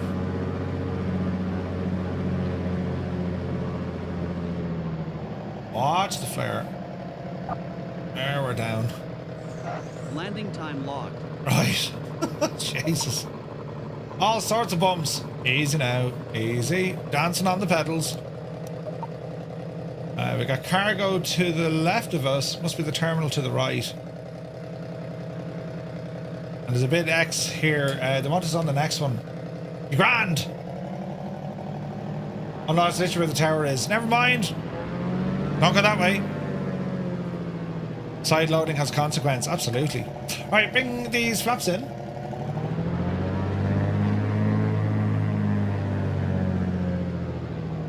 They've nailed the P factor on these, as in the torque. Nailed it.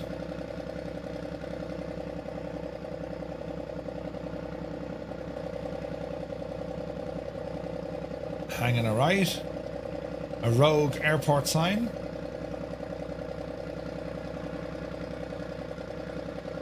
Engine off time. Hello there. The flight is finished. We shouldn't have got an engine off time there. By OnAir.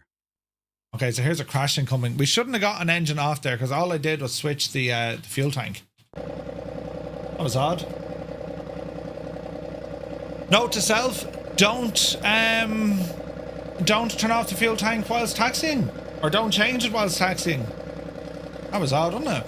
Anyway, we'll probably lose some points now because we didn't shut it down properly, but that's okay.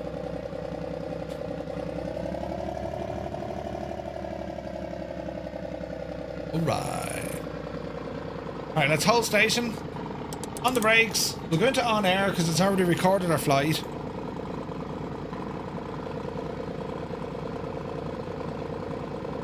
Right, it didn't like this. So, inconsistent timing detected during the flight. Corrective action applied to have some consistent engine on, airborne, and landing off. Alright. Let's have a look. Very smooth landing, 19 feet a minute, we'll take it. Job finished, we got 1700 quid, and yeah, that went well. Comfort bonus, safety, aircraft handling, soft landing, and a flight score. Alrighty then. So that's all tickety-boo. Let's go back here and see, can we get a replay? We could be lucky. The wheel physics and braking action is so much more realistic, 100%. Microsoft Flight Sim Ground and X-Plane Sky would be ultimate. It really would. It really would. Nanolab says, does X-Plane 12 need third-party add-ons to be enjoyable? Not at all. Jesus, not like I mean, X-Plane out of the box, it's very good as is. Don't crash. Don't crash. It's very good as is. Hey, Conti's here. Good to see you, buddy. Hope you're well, man. Happy Tuesday. Conti, I was watching you fly last night and I said, Jays, I have to do a bit of X-Plane.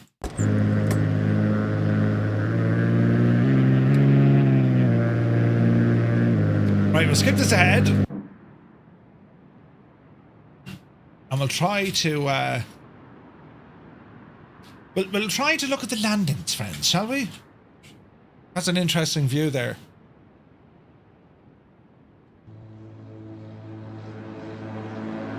Oh yeah.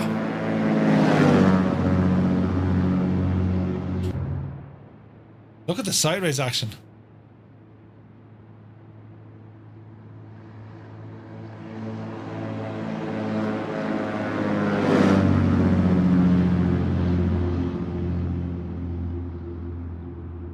Oh, oh.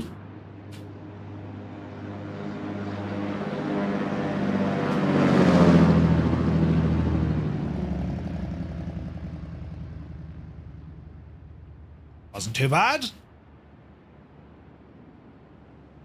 Look at the look at the movement on the ground. Jesus. Oh, brilliant. Right, we'll reverse this guy back a smidgen. And let me see now. Can we put ourselves on the runway here a bit? It's not the plane, it's the pilot. Listen, she be grand. She be grand.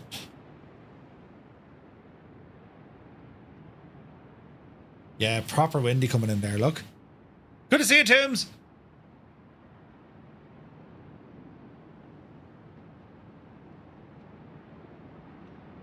Now, during replay mode, it pauses the road vehicles, just if you're wondering why they're all kind of stopped. There's the flare. Look, the wind caught us there, look. Oh, Julia. That was brilliant. Look at the wind just caught us. Wasn't me fine in this moment. But, like, trying to go for the flare and then the wind just catches us, look. So there's the flare and then the wind, look. See that extra bit of a push? Hey, Cockspur's here. Seb, where are we at? Good to see you, buddy. Big Welsh Matt is here as well. Welcome aboard. Icon City. Welcome aboard. We got X-Plane 12 downloaded a month ago. Nice. blown away by it. Yeah, it's pretty good, man. It's pretty good. We'll try it from the old GoPro view.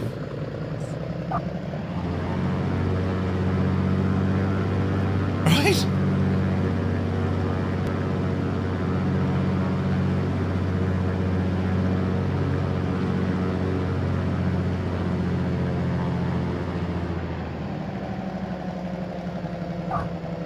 Not too shabby. Not too shabby.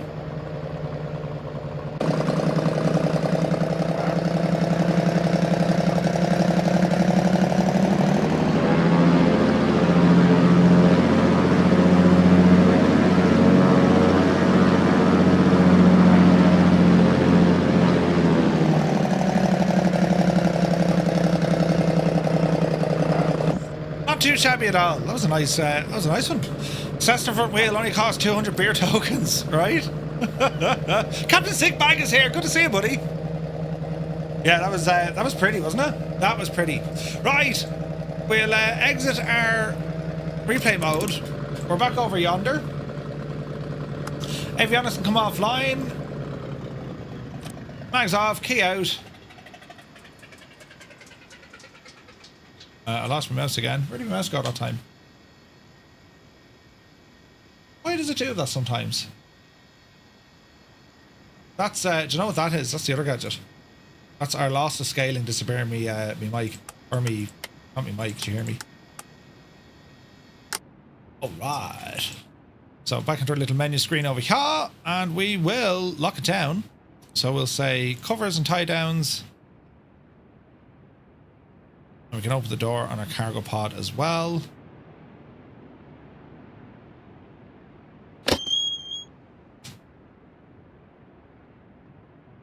And there we have our Stationair flight done. That was nice. Why didn't that door open? Oh, I can't. Look, the flaps are down. That's brilliant. Man Murphy, you muppet.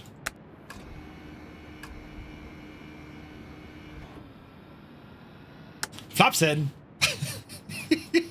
I couldn't open the door because the flaps are down. There you go. Now, if that isn't realism, I don't know what is. That's brilliant, isn't it? Right, imagine though, you know, I would have broke that. Murphy, you're some man. We can even open the cargo door on the cargo pod, look. Isn't that brilliant? Now, isn't there a way, can't we pop the cowling open on this, I thought, no?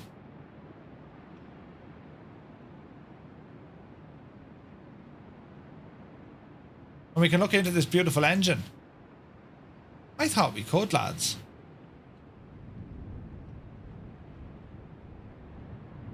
Oh, that's a door. They're instruments. I thought there was a way we could open up the engine on that. I'm almost certain you can. I've seen pictures with the thing opened. What if we removed the before flight? Get rid of the covers. Anyone tried this plane before? I'm almost certain there was a way we could open that.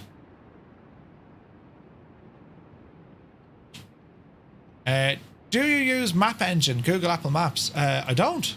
I'm using Auto for XP, or Ortho rather. It's good enough. It's good enough. It has a couple of quirks here and there, but by and large, I mean it's global coverage pretty much. You know, the whole way across. I thought we could open that, lads. And the reason why I know we can open it because they've modelled the entire engine. You can actually look. Can we get in? No.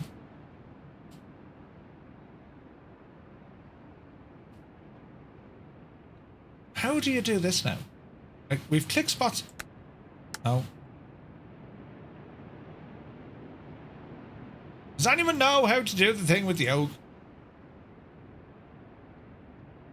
Interesting. Very, very interesting. Beautiful little plane though, isn't it? It's a little gorgeous little thing. Right, so what we're going to do now, sports fans, we're going to unscale that. And we're going to restart X-Plane, right? And we're going to restart, and we're going to fly back down in the Cessna 172. right, in the Cessna 172. I haven't flown this yet in X-Plane. I've flown the G1000 version, but we'll give this an old blast here now. So streamer bot's running, and we'll go back into X-Plane, and we're going to fire this up again, right? And for this one, it's going to be the AirfoilLabs Cessna 172NG, but this is the steam gauge variant, and it's as real as we're going to get in terms of a Cessna 172. You know, it's GPHI, good to see you. Willie VR, good to see you. Happy Tuesday, guys. Now, I've always struggled starting this machine. So here's our analog. Let's go with November 80991. We're on the ground at Coventry. There's only helipads here. What's that? West Apron. Let's go. Real world weather, 11:26. It's now 12:45. And well, let's jump in here and see what happens, right? Icon City, you're more than welcome. Thank you very much indeed. Love the 172 steam gauge. Yes, 100%. Now we have a GTN 750 window opening. Why is that doing that now? Let's see. Also, spill fuel in the wind if you don't release the pistol trigger. No way. That's nuts. Kids go back tomorrow, then I'll start on this properly. Nice. Right, let's see what happens here. So the Cessna 172, the NG, steam gauged, gorgeous. I've flown a handful of 172s in the real world. I've been a passenger in more of them. And I've always kind of said, like, when it came to handling, I always thought the Asobo 2020 Cessna 172 actually felt quite good. I was very happy with that, how it behaved and whatnot. 2024, it's not bad either. But the sounds are always a little bit kind of lacking. In saying that, the Echo 19 sounds are going to be showcasing those tomorrow night as well for the 172. But in X-Plane, the AirfoilLabs, this thing is brilliant. It's brilliant. So, it's similar to what you'd find kind of A2A quality. And that's a great compliment to give AirfoilLabs, because there's a lot going on with this, you know? So we'll start off here back at Coventry, and we're going to head back down now to Southampton. And the weather is a little bit mad, so we might we'll see what we do with the weather, you know? So we let out X-Plane do its thing, load up and see what happens. I was thinking about it. Will the sounds work with the WB sim? Negative. Heisenberg, that WB sim I think is now properly broken in Flight Sim 24 with Sim Update 3. Or Sim Update 3. I'm unable to start the aircraft. So yeah, there's a big need, I think, for a decent 172 in Microsoft Flight Sim. You know, because like the default one. There used to be freeware mods in 2020 that made them quite good, but then they locked them all down. You know? Okay, this is a good site. Plane is starting running because I probably have save aircraft state and all this. So hang on. Let's fix all of this.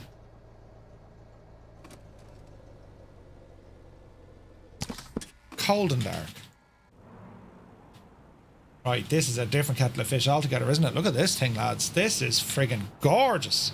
Right, loss of scaling. Scale the lostness, please. Give it a few moments. There she is. 120 locked. So, look at the absolute state of that. Isn't that just stunning?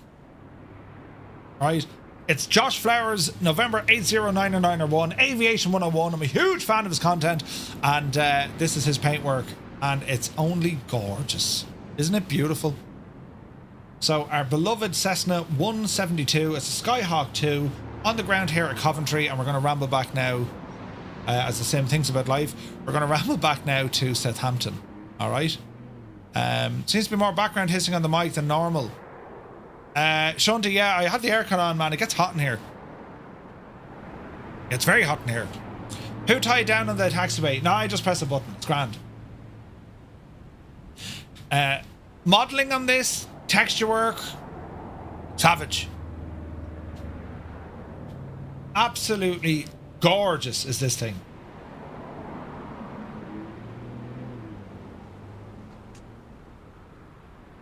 It is a work of art, this machine.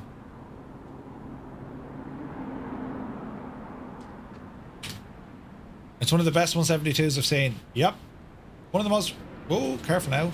One of the most realistic, right? And this one we know... Remove that. This one we know we can get in to the engine, I think. Easy now. Murphy, slow down your camera movements, you muppet. There we go. So we can remove our before flight. And let's see here now. 2D panels, aircraft, battery. We can connect the ground power unit. Remove before flight. Get rid of them. Chocks away. Tie downs away. We can put a rain cover on it. Oh no, that's not. That's the temperature. Sorry, that's your engine preheat system. And then we have a rain cover. Isn't that class? Isn't it? So the options we want with the aircraft: fairings, vortex generators, tablet. Yeah, avionics. That's okay. She's already loaded in. Weight and balance of the aircraft. So let us see. Left tank. I don't know. Fill her up. We'll fly heavy. Can we remove them, please? How do we remove them? Full.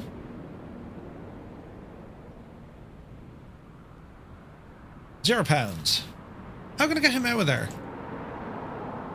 I've just cycled through them, look. And I've just realised you can't see what I'm looking at. There we go. That's all down this side here, right? Right, what else do we have? So that's our weight and balance page. Here's our failures page. Then we have the options for the aircraft. So that's all grand, right? And then we have load, or we can, you know, you can load a state and all this. Before takeoff, taxi, all the jazz. We can have a look at the electrical system, and we can look at the engine system, and all of this is modeled. It's all animated. Hence, you can get just a phenomenal sight of the simulations at play here. It is gorgeous, right? It's gorgeous. So what we're going to do, we're going to jump back into OnAir, and we're going to plan a flight from here back down the road. So that's lots of scaling. So let us go back into freelance. So we want to get a job. Detect, we're in a 172. Lovely. We're going to get a return to base or free flight. So we want to fly to Echo Golf Hotel India. So that's going to be Echo Golf Hotel India. That's going to fly us back. And let's have a look here at all our options. That looks good to me. It's just a free flight. Direct to. And we'll go fly now. We're full. Destination, Echo Golf Hotel India. Echo Golf Bravo Echo, just in case. Validator fuel. And UTC offset +1. By now. That's good. That's good. Start tracking.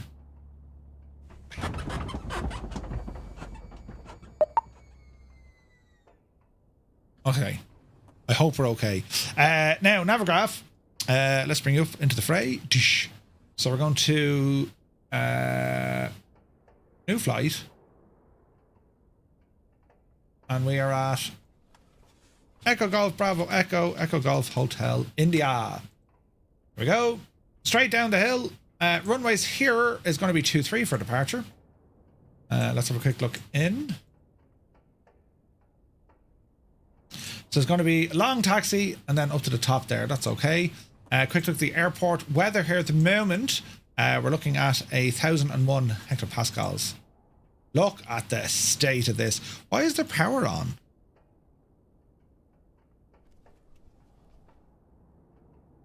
Interesting. Right, let's have a look. Fuel is on. Parking brake is set. Remove our flight control lock. Lovely. Master battery. This guy shouldn't be powered up at all, but it is. Okay, not to worry. Stick the key in. Open our vents here on the dash as well. Get a beacon light on. Isn't this very pretty? The door open. We've headphones to stick in our mallet once we start it up. Just a beautiful, beautiful airplane. Right, I'm always making the balls of this, but let's see what happens. Fuel pump.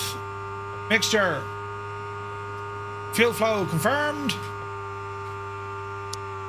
Let's hope that did the ticket. 1. No, put the key back in, Murph. Okay. Crack the throttle. Clear prop. And hopefully we can start this now without making a total and utter mess of the situation.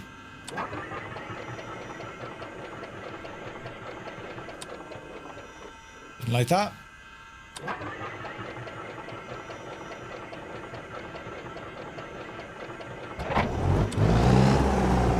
Easy, Your Betsy. flight will be monitored until you land and shut down the engines. Easy, Betsy.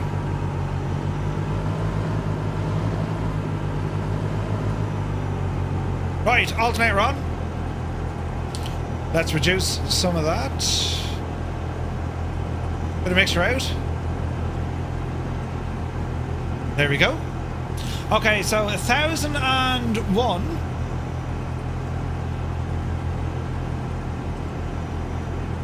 Okay. Halfway between south and northern. That's okay. Get a window closed. What else do you want here now? So, nav light can come on. Avionics, go ahead and warm up. That looks good, that looks good. Bit of lighting on for the crack.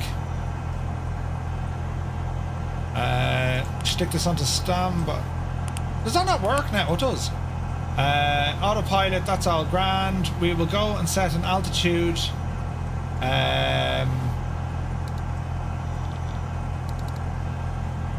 How do we do this now?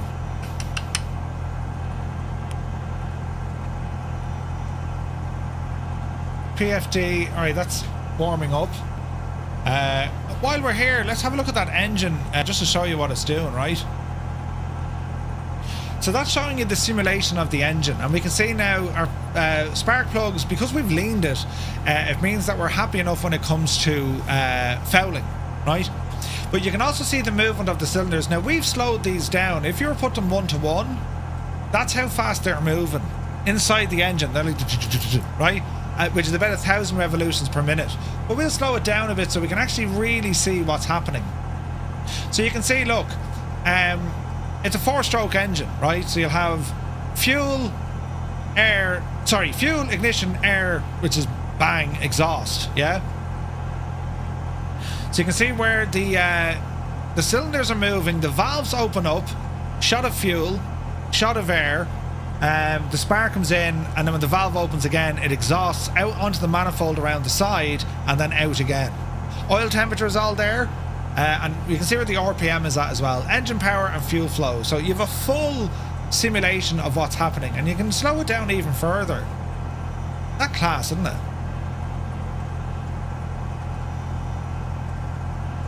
Like, it's just showing you how that combustion engine is just tipping away there. Isn't that class, isn't it? So if we go back up to, 1 to 11, have a look at this now when I increase the RPM.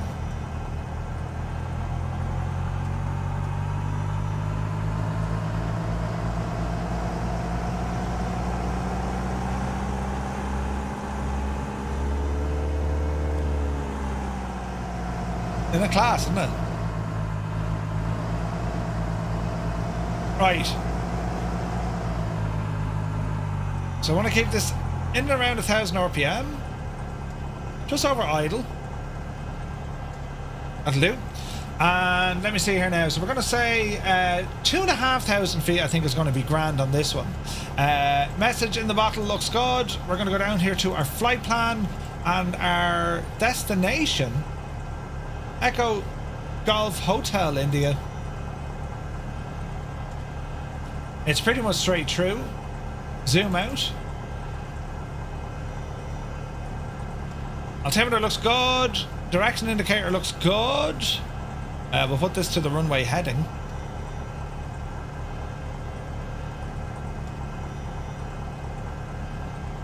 Something like that. Quick check down here. Fuel is good. Our EGT reference, depending on our temperature. Fuel flow, vacuum, amps are good. They're recharging. Did they fix this bug? Yeah, so you can see the draw on the battery with the alternator off, alternator back on. It should sit slightly above zero as it's recharging. Temperature of the oil is green, pressure is green, so all is looking good there. So taxi light can go ahead and come on. We will put on our pitot heat. And what else do we want here now? We'll go ahead and turn on this unit. And what am I looking for? 7,000, we'll go alt mode. We'll stick it in VF4 just for the crack. I mean, the lighting, lads, but that looks real, doesn't it?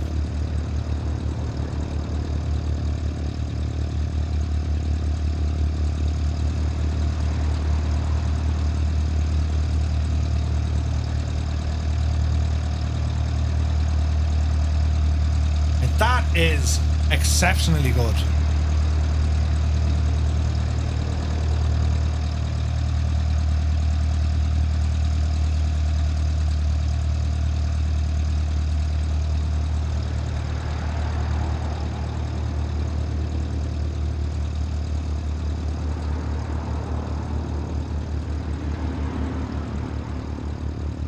Craig is here. Good to see you, Craig. Happy Tuesday, man. We're here in X-Plane. Don't tell anyone, you know. So, and also the windows will steam up, right? You have to be careful. Okay, so let's go over to here. We're going back to Southampton. And we want to taxi the long way. We're going up to runway 23. So, off the brakes. Oh, bit of power. And easy does it. As we taxi along, we'll follow the taxi marker. That's OnAir saying, yeah, we're tracking what you're doing. How do you make it all steamy? Close all the windows and just be sitting in the cockpit. It's mad, right? Mad. I have a terribly itchy eye. Right. Hear the brakes?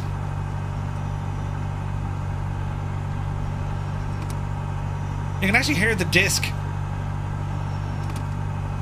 That's absolutely savage. Ah, isn't it only gorgeous? What a beautiful little machine. Get off the grass, you muppet. Say nothing, you saw nothing, you know.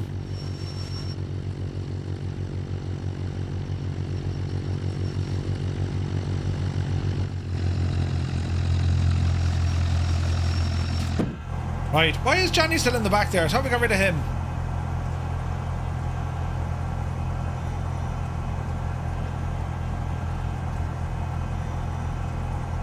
Apply. Right. Johnny's out the back now. Alright, bit of a taxi here, but nice to look at for sure. The lighting's superb, isn't it? Murph is expensive on your wallet, right? I think it's because they're not focused on the ground scenery at the moment. They did great work on the lighting and the clouds. Yeah, 100%. 100%. Everything you fly, you make me want to fly. Why am I looking at downloading X-Plane now, right? Cyrus T is here, good to see you. Oh, Jesus, I'm lost. The charts don't match the scenery. Oh, no. We'll back taxi. Round we go. This is a default airport, so like, you know, what can you do? Just to let you know, I've been enjoying having you co-pilot for me with Say Intentions whilst I've been exploring OnAir, says Viper.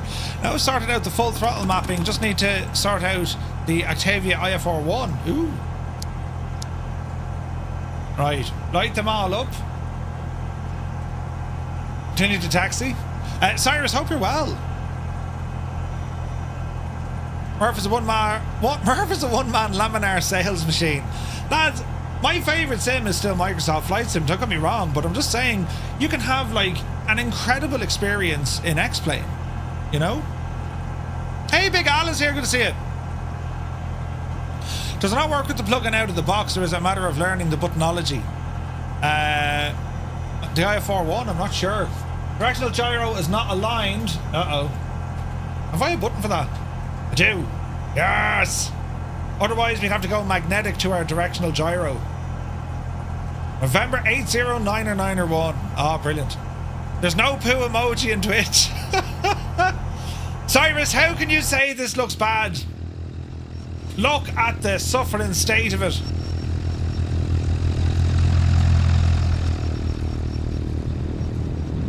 Gorgeous look.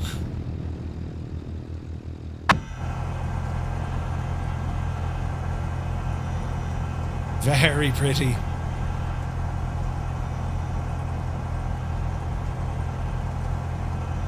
The Bahrain Royal 747 just took off out of Heathrow. Ooh, nice. Stinky cheese, close enough. I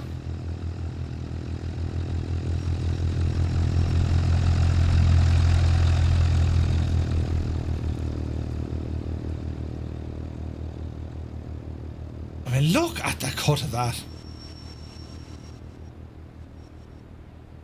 Beautiful.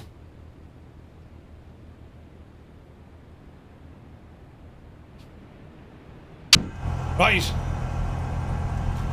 We probably don't need all this runway, but we'll see what happens.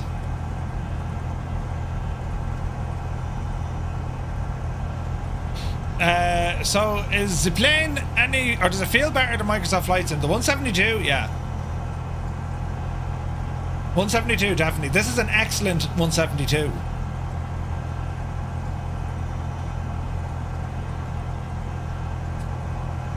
Why isn't me Toby working? Hang on. Pause for effect. The dreaded sound. Right, let's see what happens here. This will either work or explode. I haven't figured out which one yet.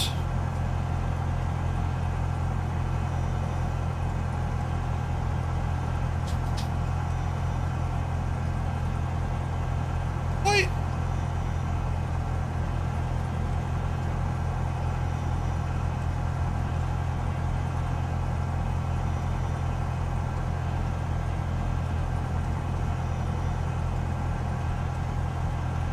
Yes. Why is this working, this friggin' thing?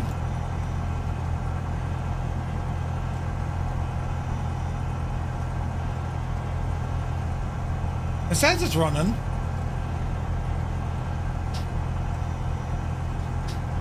Did I turn it off?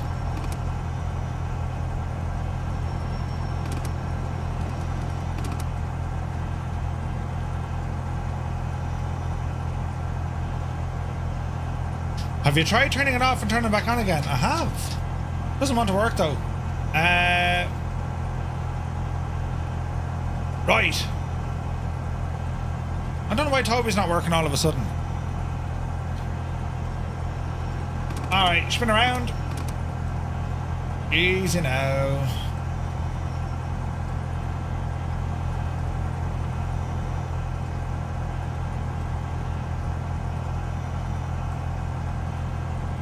We'll do a little bit of an L run up.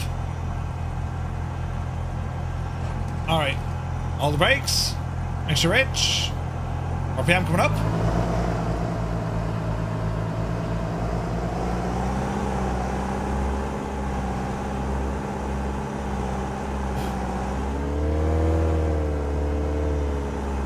It's like it's fouled or something, is it?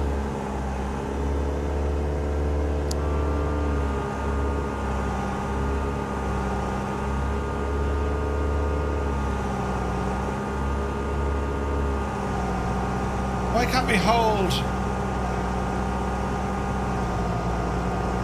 Alright, close enough.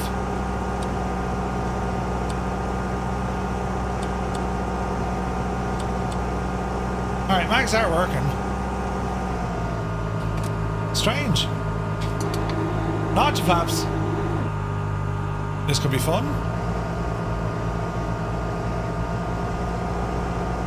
Okay, fuel pump is running. Alright, let's go flying.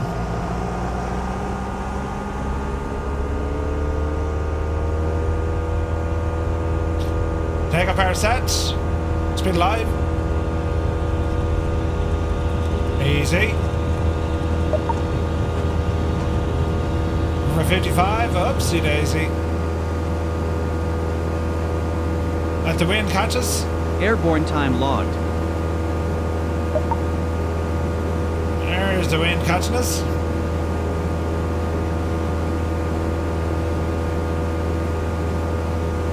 Chase the wind.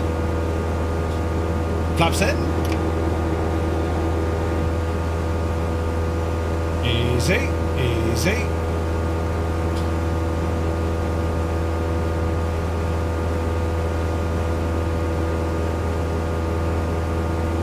Easy now, Merv.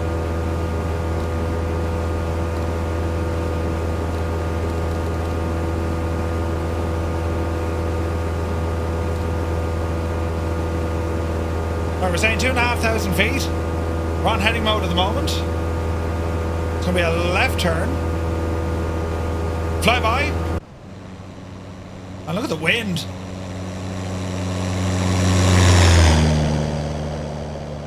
We're going sideways. Watch your speed.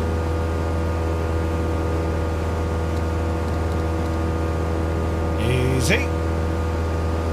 More left. Nav mode is armed. It should pick it up. Oh, the AOA, yeah. You can turn that on or off, it's up to you. And again, you can use headphones. Cams are all the way back. 1,000 feet to go.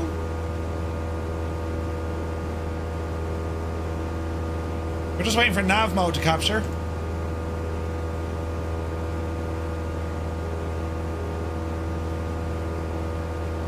That should do it.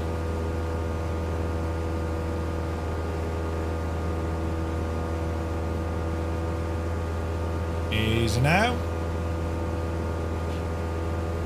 Nav is capturing.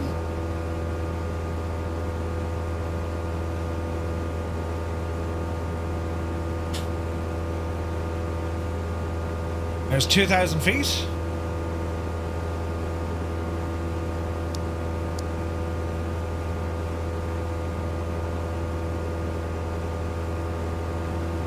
So far so good.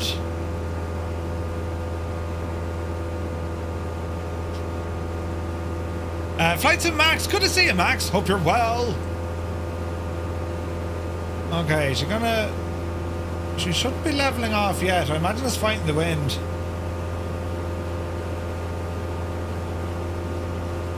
Watch your speed.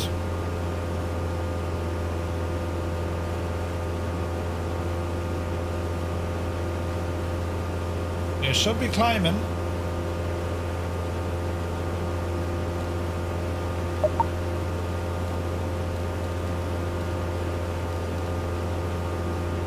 Up the hill. Altitude is armed. And we're just waiting on nav to capture.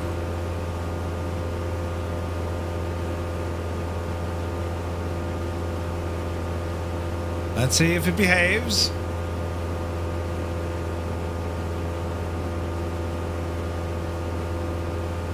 Easy now.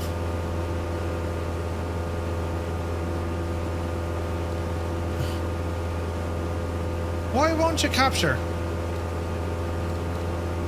Nav is armed. Let's go direct. Roll nav.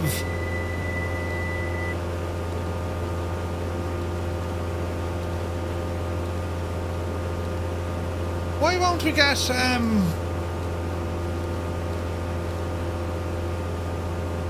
This is very strange. Ah, come on, Murphy. You feckin' idiot. I forgot to press a button. Right, 2,500. We've shot through that. Let's call it 3. Arm that. Oh no, 3 is going to be too high. Drop it down there now, Betsy. Now we're on nav. I forgot to press this little button up here. We're alright, lads. Easy. Easy. At what stage will it try and level out at 2.5?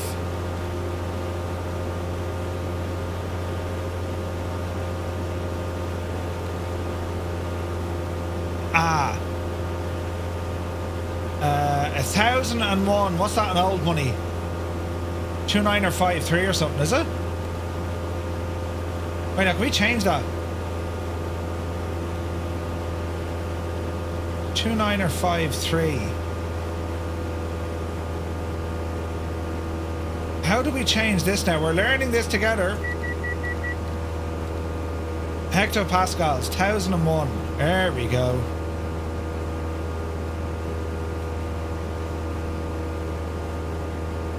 Right, 2,500 feet. Start dropping the nose down.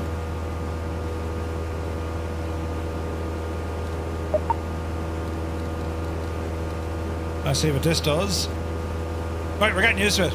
I find the lack of a DME in FAA IFR aircraft atrocious. Are we doing ACS standards plus minus? Failed PPL. Yeah, it's I'll figure this one out now. Let's see if it holds. It should hold.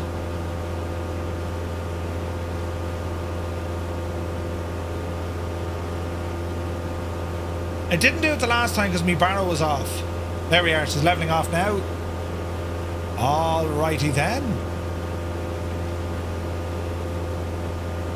We're looking good.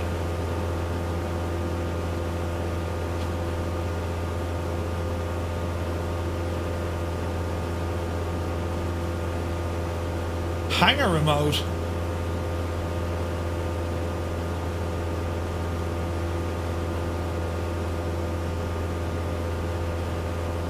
Play or cycle music. What?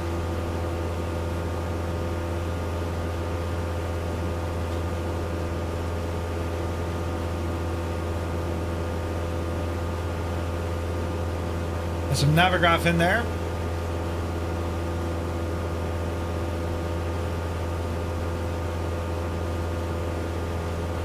Why is that on night mode?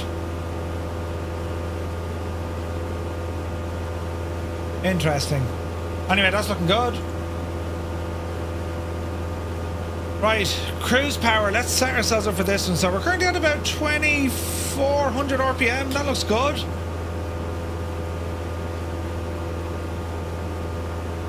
Let's lean ourselves out here.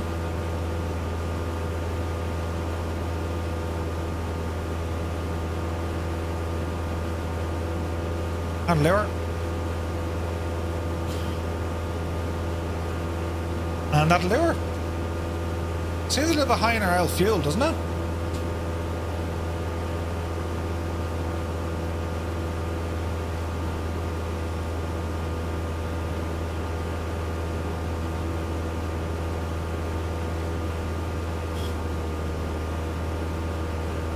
$24 is what I want.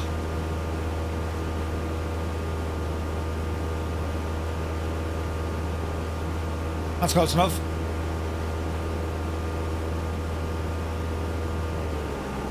Too much.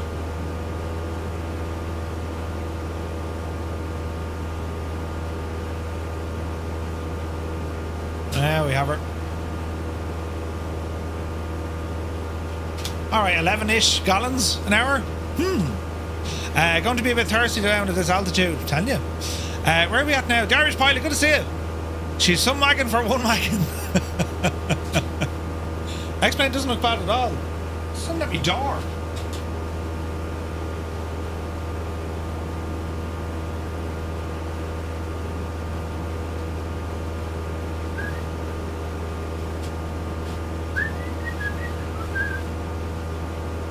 Right. How are we getting on now, hey?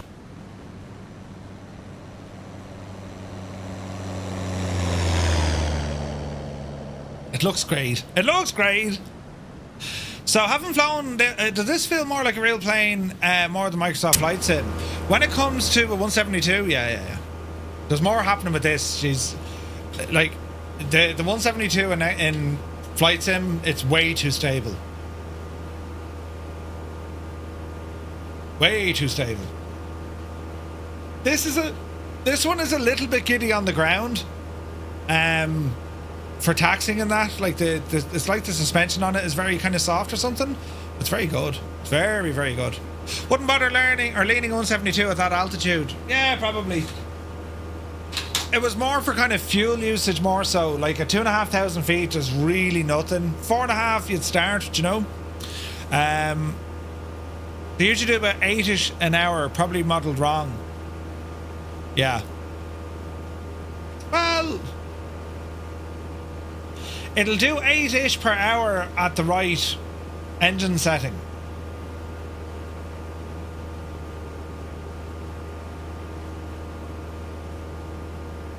Like these things usually 2100 RPM, they'll do 8. We're at like 20, 21, 22, we're at 24. And we're just doing about 110, give or take. And like you can see the drop off here, like even the slightest movement, look.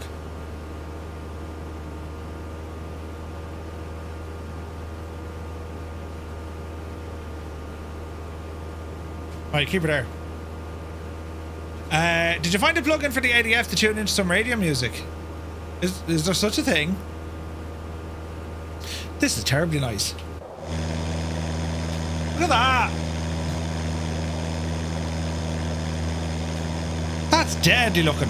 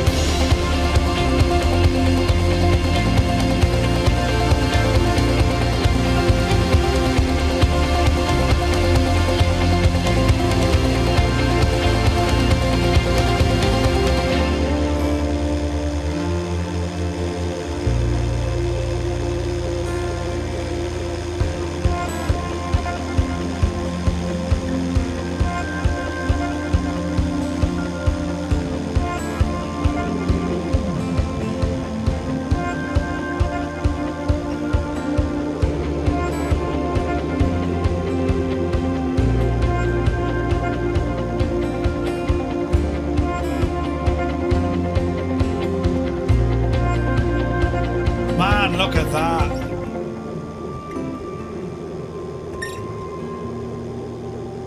That's very pretty.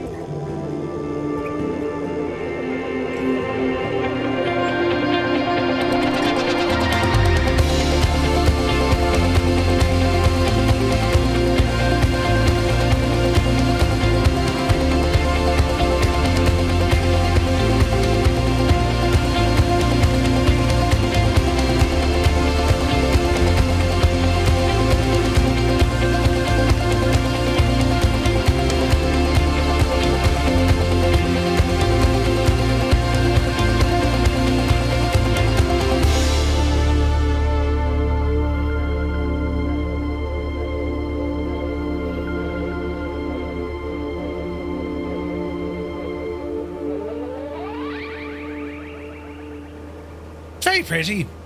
Imagine if they could team up with someone like Google. That's what I mean. Like, if they make the ground better, Jesus, lads, it'd be absolutely fantastic. So it would. Now, let's see here now. Any of the systems and stuff inside the plane, be it the electrical, which is doing its stuff, mainly the engine. Everything here is looking quite good so far. Fuel flow 9.9, probably a little bit harsh. Like, it's not very far off, but like,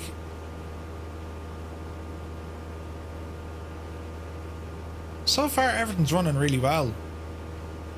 It's only gorgeous. Where's this now? Dish, dish.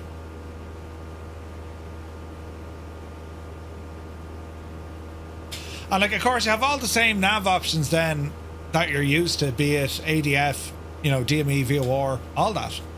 Jordan, good to see you. We're going to check it out tomorrow night, Jordan, on the news. Rex Atmos. Looking forward to that. We're battling a bit of a headwind. Ground speed is 96. We have an ETA of about 37 minutes. So we're going all right. No, this is not a default 172. This is the AirfoilLabs 172.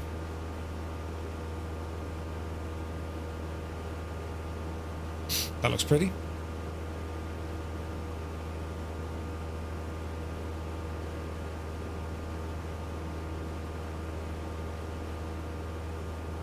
There's a 50% discount if you already own it for Microsoft Flight Sim. Which, Zith? Yeah, so the scenery that you're looking at, it's all powered by a program called Auto Ortho. It's free. And basically you install kind of scenery libraries and then it streams everything in. Oh, Atmos. Atmos. Sweet. And then you can override what map source you want. Bing. It'll use Google. It uses just different ones. So Auto Ortho, it gives you global coverage, which is pretty cool. And like, performance wise, I'm using lossless scaling only because whenever I stream X-Plane, my gaming PC, I have phenomenal frame rates, but when it gets over to my streaming PC, it kind of stutters a lot. This is working very smooth now with lossless scaling.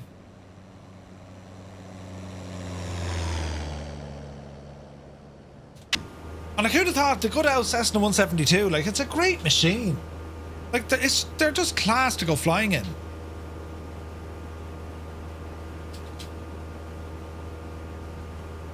And the realism of this yoke. Right now, can't we open that? No? Look at the, I love the vibrations and shaking and all this kind of stuff. Overhead lights, more vents. Oh, there's a big stutter and a glitch. Uh-oh. We're alive. We're still alive. Look at the amount of air vents in this. This would be superb to fly in the real world. And we can open up our POH.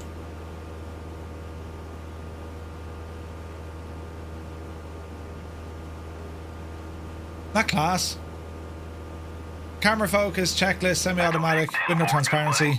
Very, very good. MDA is here, tier 3. My dude, thank you very much indeed. 32 months, look at that. Hope you're well, buddy. How's all in the realm? Engine operation with indicated oil pressure below the green band range while in cruise or climb configuration is considered abnormal. Ooh.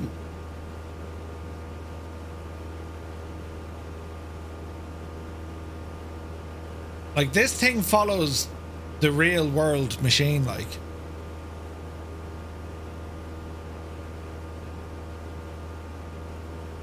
Then we have our normal procedures, all our checklists.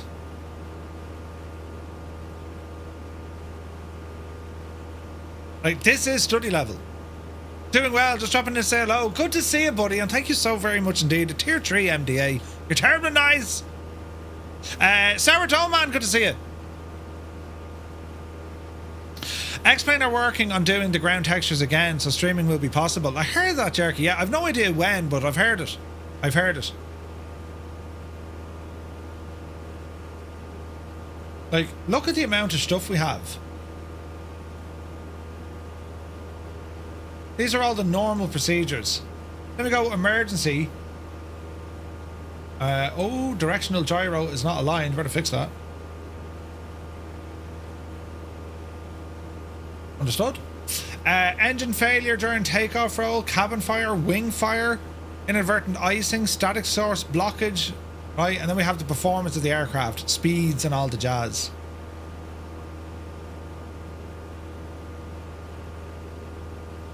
We can edit all this in here as well. Shorefield landing. Isn't it class?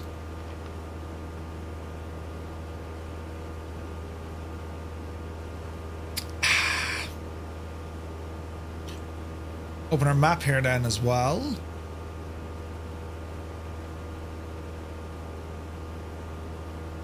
That's the cloud coverage. Get rid of the clouds.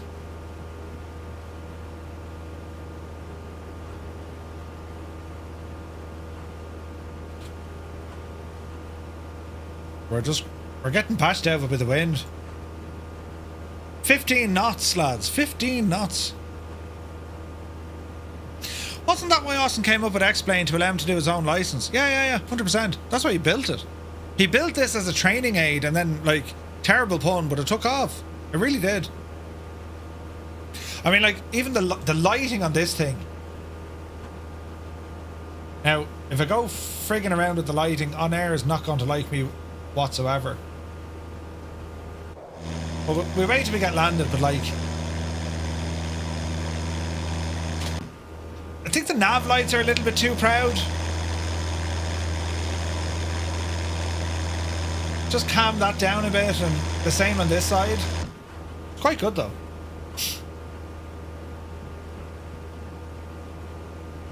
An X-Plane version of MobiFlight profiles. No, you can grab them. You can get your MobiFlight gear working. I mean, all your hardware can work in X-Plane. All of it. Jeez, look at this cloud we're flying into now.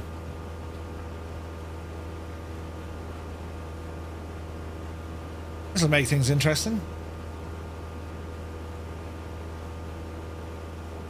But yeah, so X-Plane 11.3, that's going to have all the, or 12.3, that's going to have all the weather radar stuff. That's going to be awesome.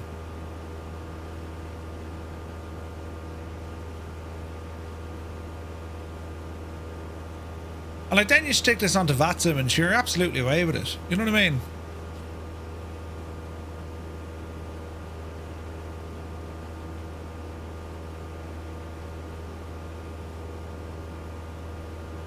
Now, usually what I do, if I'm in an airplane that has two altimeters, I tend to leave one at AGL and then the other one at MSL. But for this, we'll just keep it as is. Love the mist, yeah, it's spectacular looking.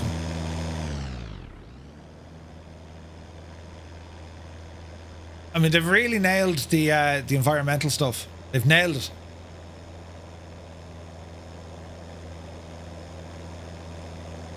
That's gorgeous. $60. It could be on sale at the moment because I know they said they're going to increase that price. Now you also get X-Plane 11, I think, with that. They give you both sims, you know. Oh jeez, I left my fuel pump on. We're going to have that motor completely burnt out. Oops. Oops. If we close these vents, for instance, and keep the cabin air closed, this should fog up a little. Just look at the gaps down there, look. Especially if, like, can we put a heater on? Do we have a heater?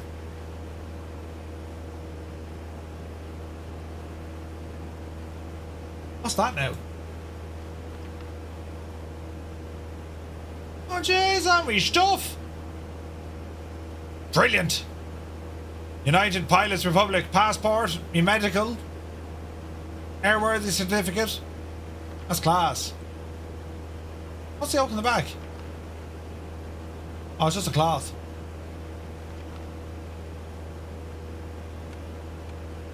That's dead, isn't it? I also like to set ISIS on the A220. Ooh. No Easter eggs. Are you running map enhancements? Tariff, yes. So I'm using the Auto Ortho. And I have Sim Heaven.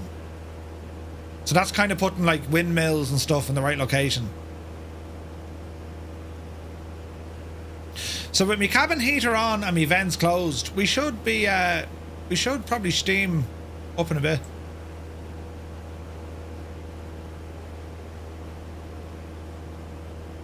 Lights. Oh, they're just twist lights.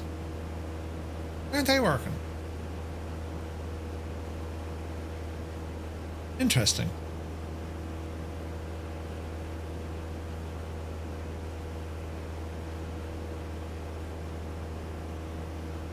Start slowly but surely seeing the windows starting to fog up. It takes a while. But with the cabin heat on and the vents closed, you'll steam up. It'll be like that scene out of Titanic. You know the thing about turbines, right?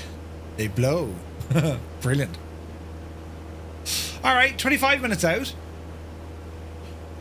Live time and live weather. It's doing a great job, isn't it? There's a tiny bit of mist forming here. I don't know how well you guys can see it. Just a tiny bit on the window.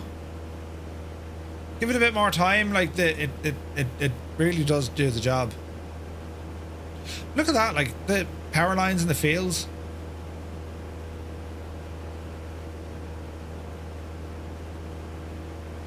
Like if you use something like Orbex, Great Britain True Earth stuff, very, very good. Very good. But I'm enjoying this. That's good. That's good. In the clouds. Local time. Flight time 43 minutes. 14 degrees outside. Our fuel is mighty. We're burning just about 10 gallons an hour.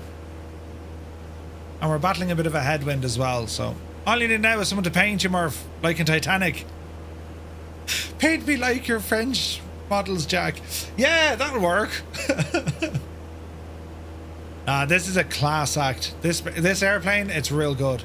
And AirfoilLabs are working on a 737, and they're also working on a C-47.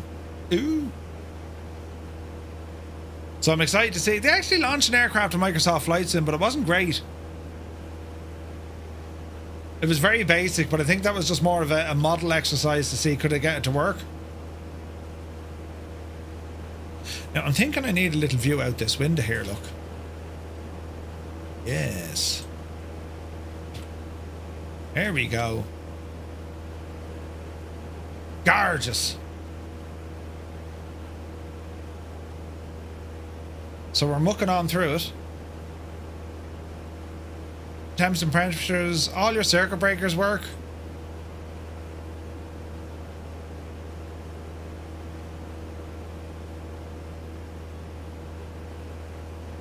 Your mic jack. Like the detailing is savage, isn't it?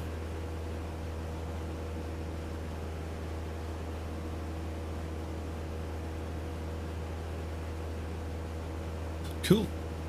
One-legged French model. Luke, it's good to see you. How do you make it so smooth? Can you show specs and graphic settings? When we specs, exclamation point specs, bring up the specs. The graphic settings are in here. I don't know how well you can see that. Can you make these screens bigger? I'm running everything pretty on full banjo, except for anti-aliasing. I have that set to 2. But everything else is on lashed out, maxed. She's fully maxed in 4K resolution. But I use lossless scaling. It's kind of like its own frame gen. That's what keeps it smooth. Know what I mean?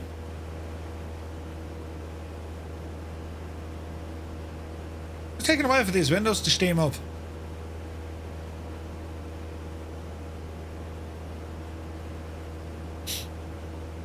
I want to run on full banjo.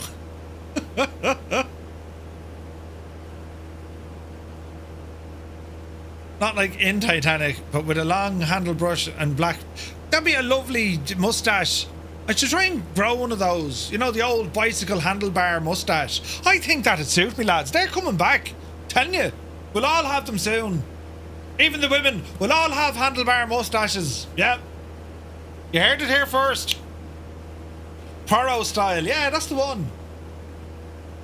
Jesus. Too much maintenance though, you know, doing all this kind of a gadget. I think you'd look fantastic. You'd look like the Monopoly man, you know. I think it would work.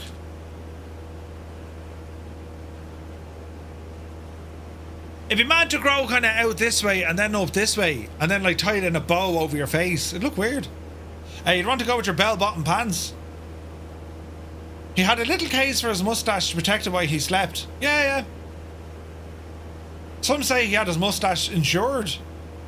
You couldn't take Mrs. Murphy for a ride and ask her to sit in your handlebars anymore, though. Jesus. We used to call that a shunt.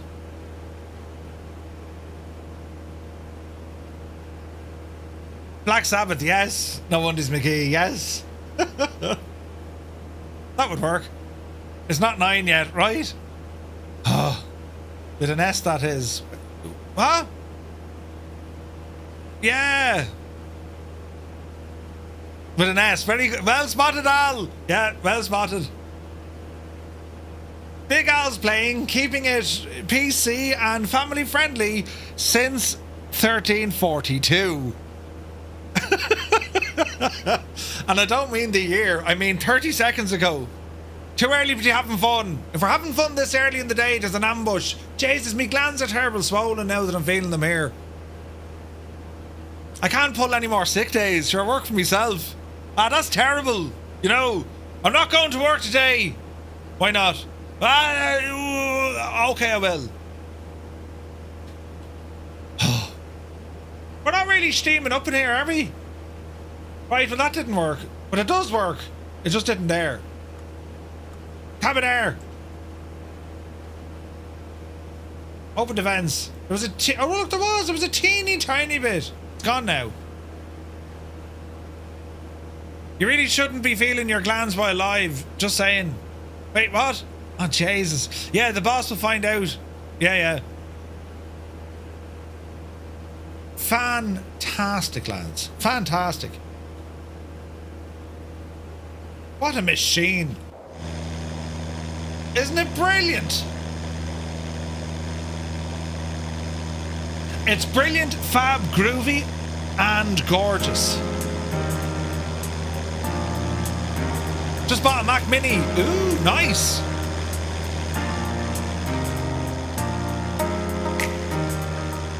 Supposed to start working 15 minutes ago. Unfortunately, I'm having technical difficulties. Yep, that's exactly what it is. Oh, this is pretty.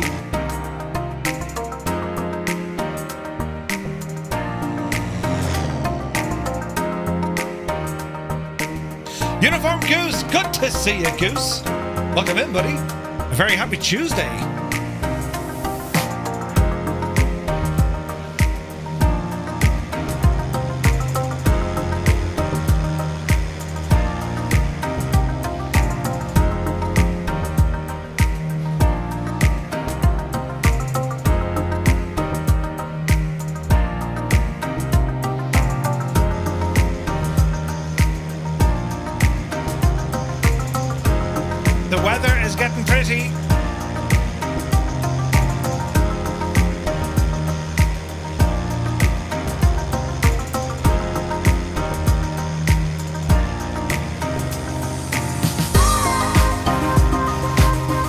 If you were self-employed, your boss would be an arse. No way you'd want to work for him. I get that too. I work for myself. The boss is a terrible nightmare. Oh, that's terribly, terribly nice. To our viewers on YouTube, don't forget, lads, if you do like this sort of content, do be sure to smash it, the likes button.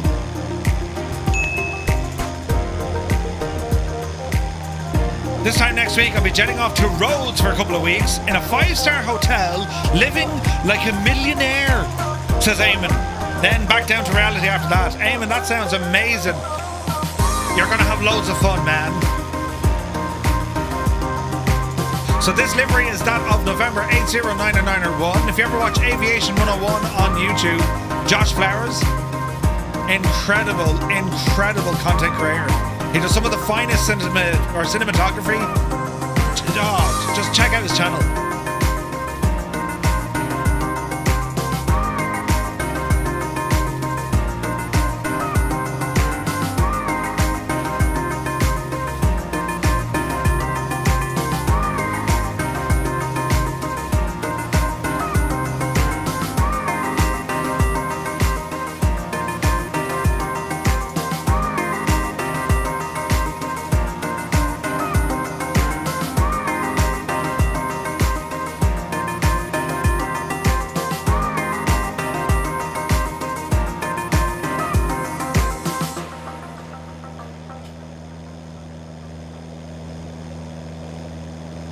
The absolute state of it, though. It's gorgeous. Now we're flying into the misty, miserable south weather. Yeah, it was nice up until we got down to here, look. Oh, well. Simming Sav, good to see you, buddy.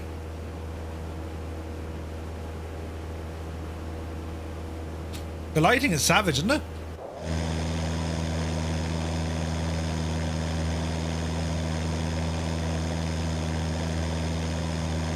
It's battling through the wind. AirfoilLabs, great job. Yeah, they did a great job, man. Real good. It is the finest Cessna 172 in the business.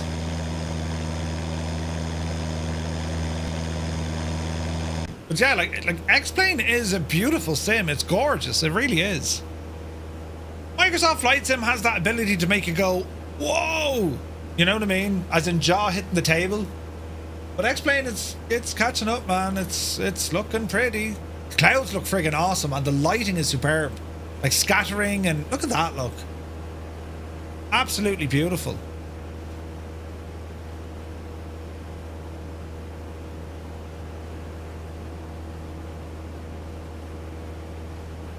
Pretty.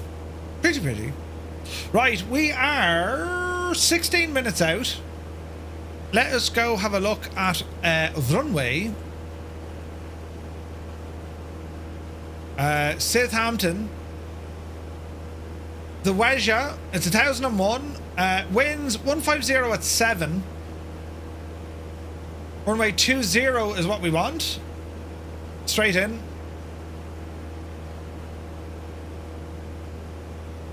That'll do. That'll do.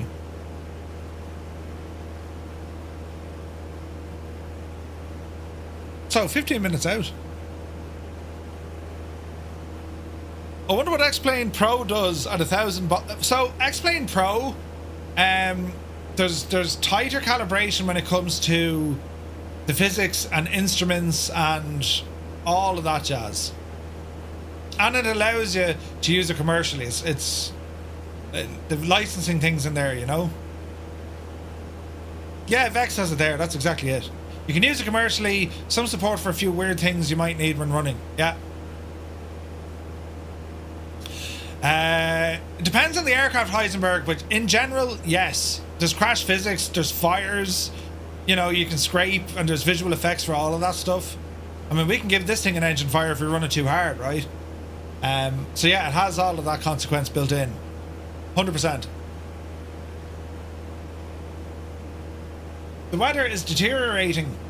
Look at this friggin' mess.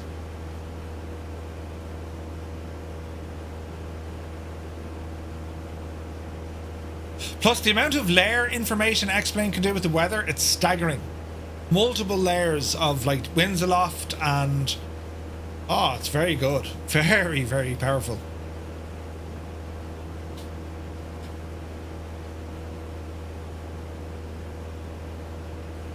Everything so far is running well though. Yeah, this is default weather. Yeah. Is icing actually dangerous? Underground layer. Is icing dangerous unlike Microsoft Flight Sim? Well, it's dangerous in Microsoft Flight Sim as well. I mean, it depends on the aircraft, right? But yeah. I thought the icing in Microsoft Flight Sim is pretty good.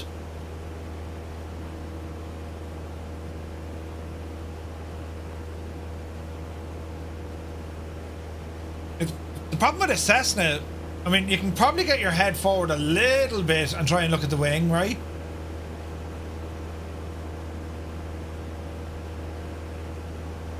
That's weird. So if you were looking out for icing, you know, you'd see it. Saw the Comanche ice up and fell out the sky. Yeah, no, Microsoft Flight Sim icing is good. It is good. Like everything, depends on the aircraft, but in general, yeah, it's good. It's very good. Right, we're going into the messy stuff. And that scenery behind us, well, that should just start disappearing.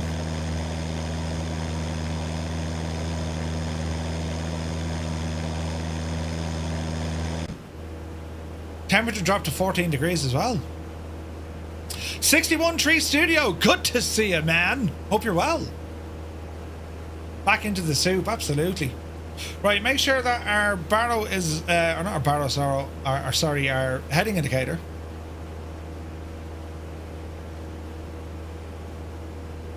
And we'll wait till we're about 10 minutes out. I'm going to hold this altitude for the moment. We can drop it down to 1500 when we start our approach.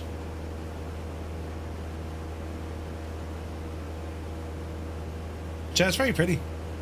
And everything here is being monitored by OnAir. Everything. So far, so good. Shows you the full snake trail of what we're doing, how we're doing it. We can even bring weather into this page if you'd like.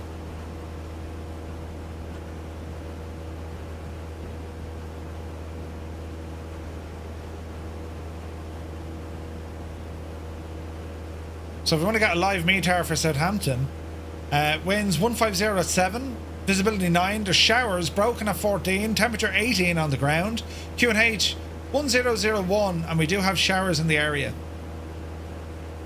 Alright. Crafty Tiger's good to see you. I reckon in a few years, the way sims are going, Microsoft and even this sim will be so realistic you won't be able to tell it from the real world. Dude, I mean, if you were to go back even 5 years ago, even 5 years, and you see how good they're getting visually and with the systems, like it's incredible, isn't it?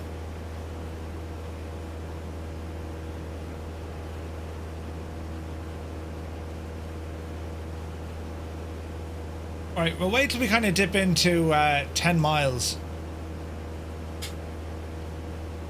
Visibility is going to be a bit of a pain here. Again, looking at Navigraph, so let's look at a bit of an approach here.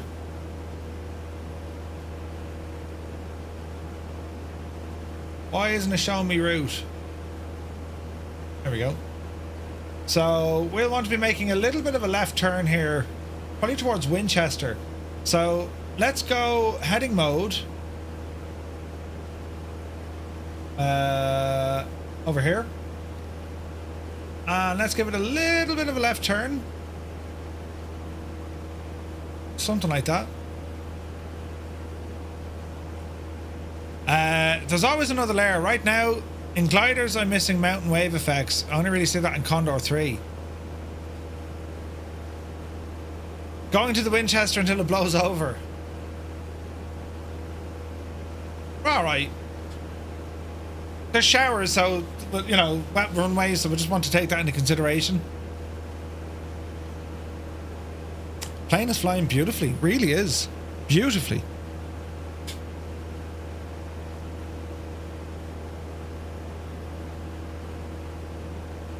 Have it on realistic. I remember testing on the default 172 and I couldn't even get the pitot tube to ice up without heating, with the heating off, no matter what weather I set. Really, Portal? That's interesting. I mean, I've had instruments like lock out from icing.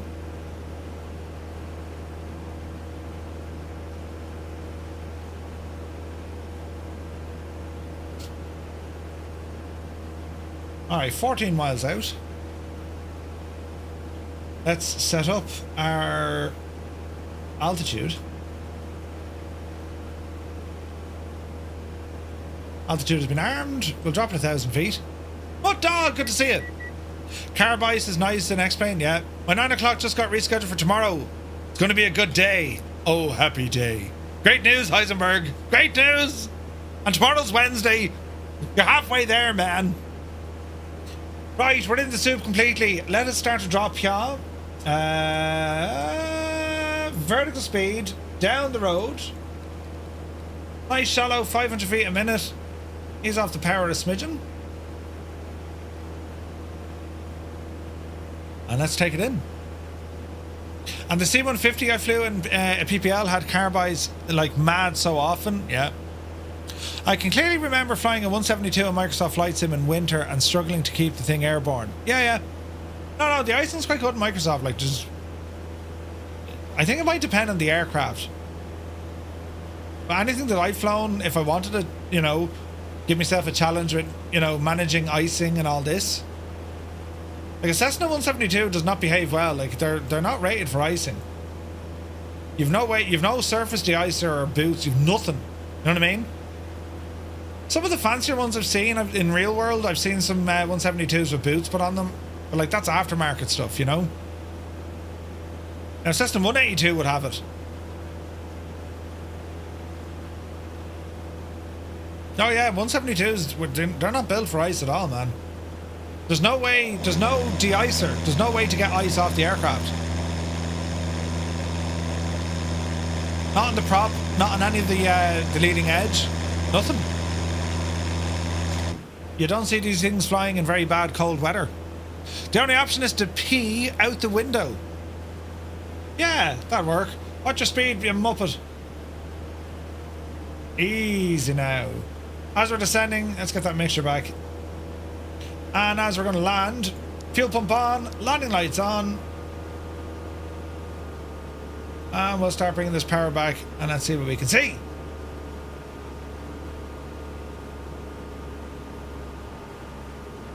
Easy now.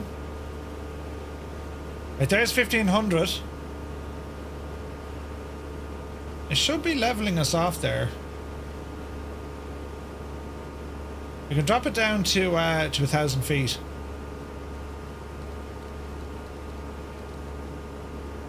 Now, in terms of our barrow, 1001 is still active. Let's go with that. And we'll start seeing Southampton here very, very soon. There's a reason we don't fly very much in the winter in New England. 100%. In real life, ice is scary, terrifying. It's nature stopping you from flying. It's like nature putting like its hand on the plane to push it down. It's like, uh-oh. Okay, we can use this motorway as a visual reference point. Because this motorway actually links up to the airport itself. So, small right turn at the railway here and the motorway.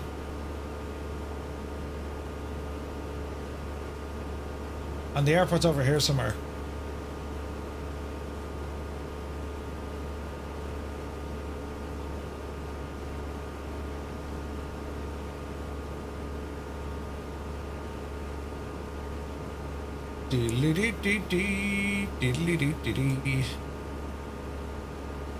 Easy.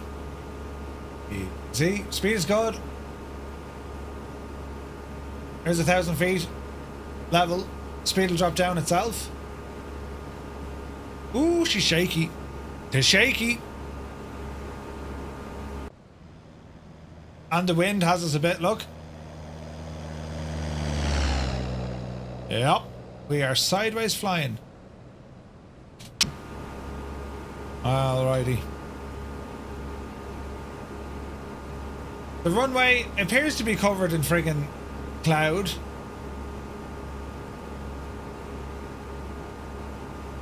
It is over that way. Look how much it moves zoomed in, look. Jesus. Alright, all our lights are on. We could shoot an ILS for this. Ooh, easy now. Look at that wind hammering us. Watch the power.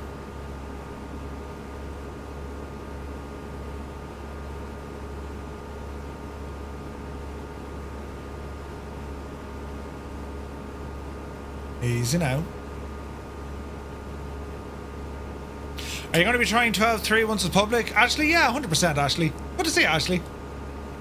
Yeah, I know a good few folks have access to a closed beta, which is great to see them doing that. But yeah, I'm looking forward to it.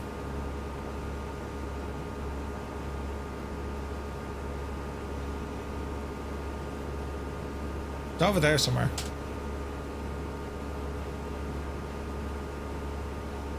Like a motorway stop there, is it?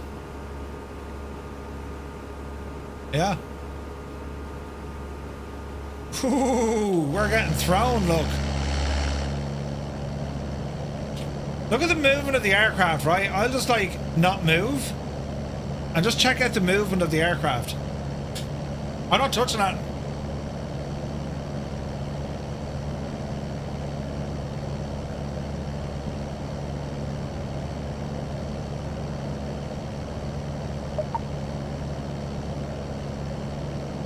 That's all wind.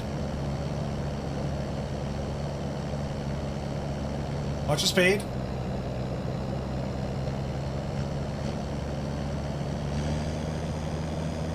Easy now.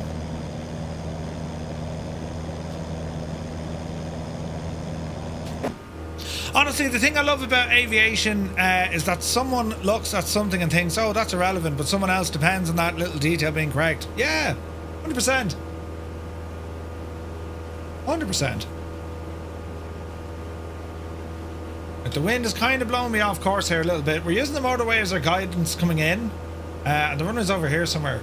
No, it's not. There's the runway there. Jesus, Murph.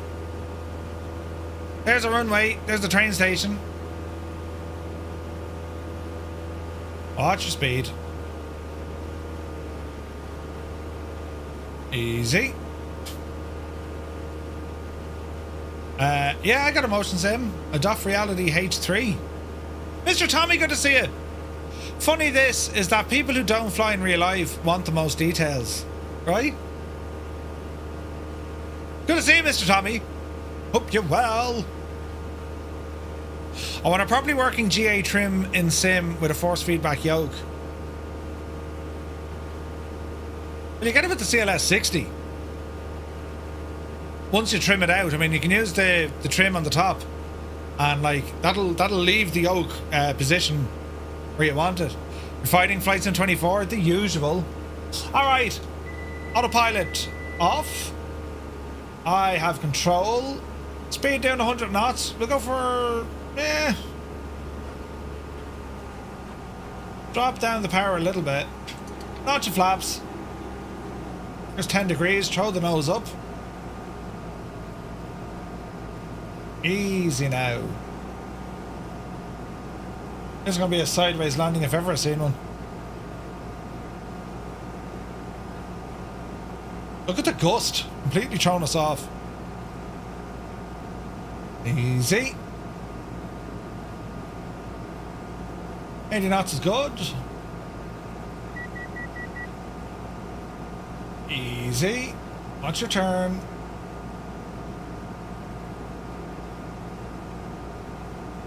Right, we got 12 knots kind of on the nose. Watch your power.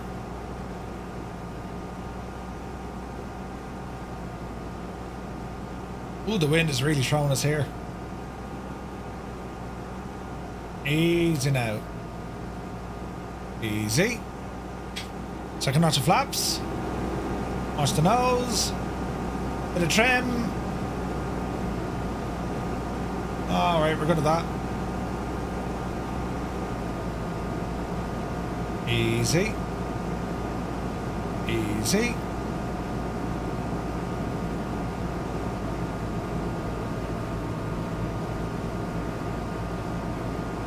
Man, you have to really fight this. This is deadly. Pyramid, yeah, it's really good, man. Would you believe I don't have a lot of time to use it, but yeah, it's really good. When I do use it, it's awesome. Alright, let's go for full flaps here.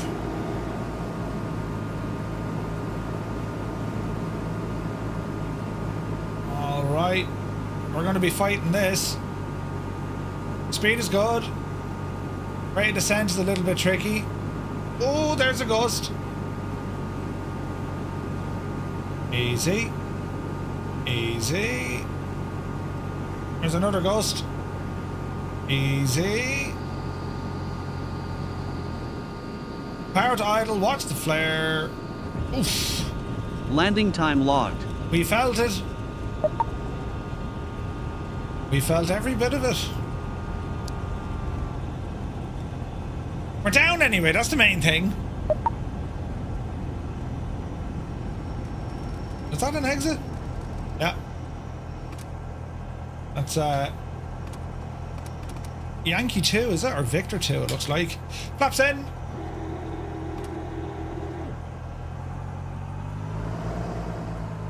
Well, it says Victor 2. I don't know should I be on this or not, but we'll ramble in anyway and see what happens.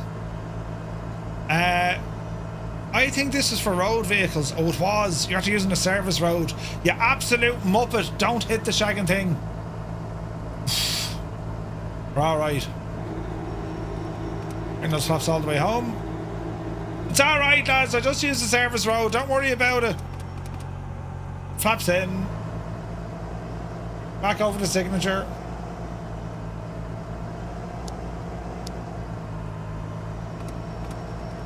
And we left a bit.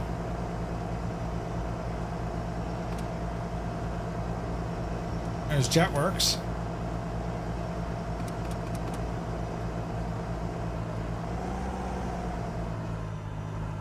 Easy now.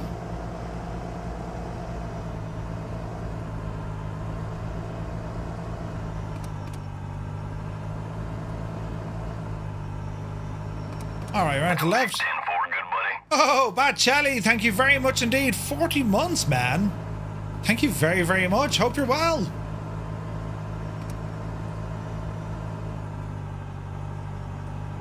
Alrighty, something like that'll do her. Park and brake. Engaged. Taxi light off. Strobe is grand. Pitot heat coming off. Transponder standby. That looks good. That looks good. That looks good. Beacon. That's grand. Mixture. Engine off time logged. The flight is finished. It has been monitored by OnAir. Excellent stuff. How do we remove the key? How does one remove the key? Oh wait, it's paused. No, don't start it, you muppet. There, key is out. Nav lights off, beacon light off, avionics coming off. This should have been off first. And battery. Alright, fuel shut off valve. That looks good, that looks good. That looks good. Go ahead and turn off this tablet. And get our door open. Actually close that because we want to look at the replay. Let's have a quick look at OnAir here. Alright, so we did well on that one. 87 feet on the landing, not too bad. Got a bit more experience points. Job finished, 1800 quid. Comfort, safety, aircraft handling, soft landing, and also our flight score. All is looking terribly good there. It liked everything that we did. Let's okay that. So in our last two flights, we've generated some income for the company. That's what we want. Let's have a quick look over here and see how our little career mode is getting on. So we've, let me see, expenses. So our landing fees, and well, it's not our aircraft, so we're not too worried about that. Cargo services and money transfer, so a bit of money coming in. Passenger services, 663, lovely hurdling. So we got some income. Great stuff from OnAir. So let's check out an L replay, shall we? Toggle the replay mode. Hopefully this doesn't break. Uh-oh. It could be did. It could be did. We'll see what happens though. Give it a firm tug, right? Alt F4. It's okay, Merv. ATC know that you're an Egypt. Thanks. Right. Let's check this out. Jesus. Down to the runway we go. Try and identify. Actually, where's the runway? Jesus, where is the runway? Am I that far out? There's the runway. All right. So this is the look how much you can zoom in, man. Isn't that fantastic? Look. Right, so you'll see the wind absolutely bash us here now. This is going to be class looking. So we're coming down the approach. There's more flaps coming down. See the nose reacting instantly to the flaps? That's deadly.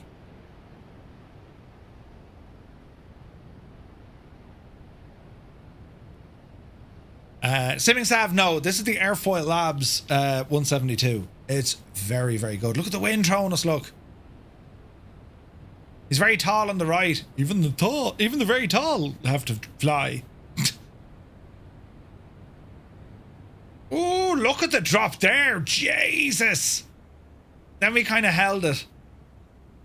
Oof. Man, that was a serious drop. We just lost lift. And we caught it just in time, but still, that was freaky looking.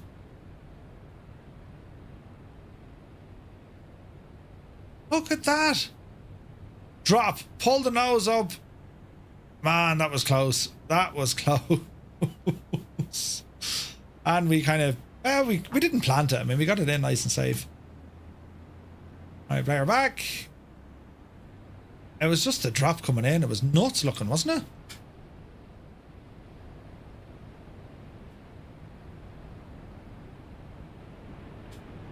Looking good. Oh no, the landing rate wasn't bad.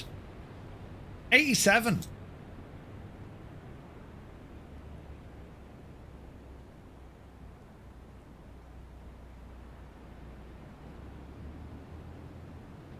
That wasn't bad at all, was it? Right back.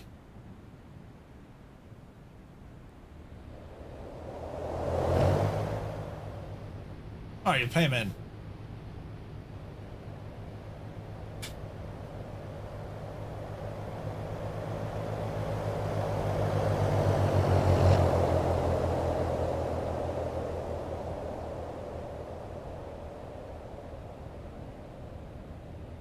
Look at the rate of drop, look. Then we just held it off.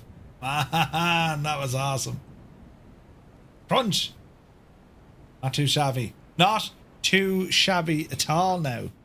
We'll do one more.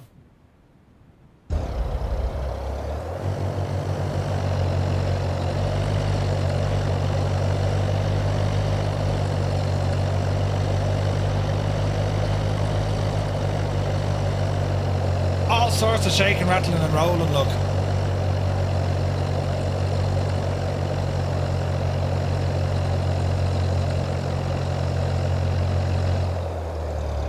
Here's the power out.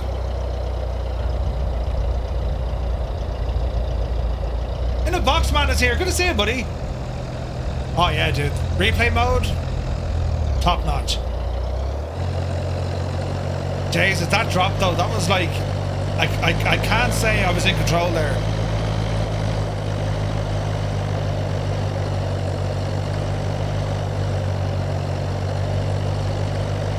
Boom! It's good to see it.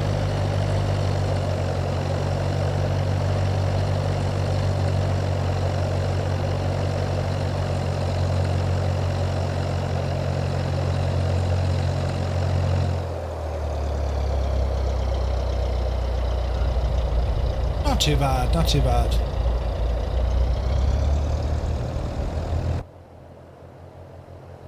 On all sorts of braking.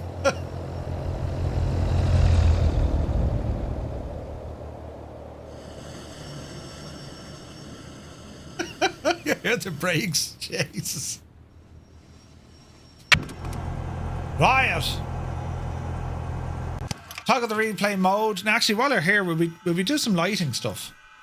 Let's see here. If we get an outside connection here with the GPU, right? Make it nighttime. Let's go to brakes.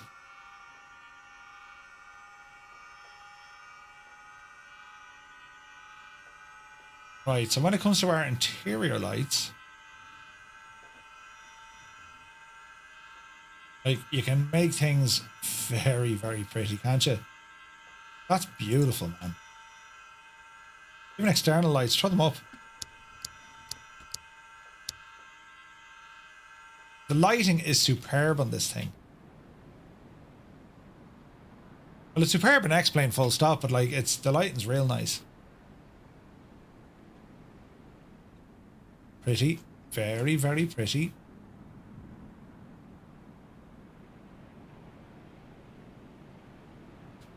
That's gorgeous.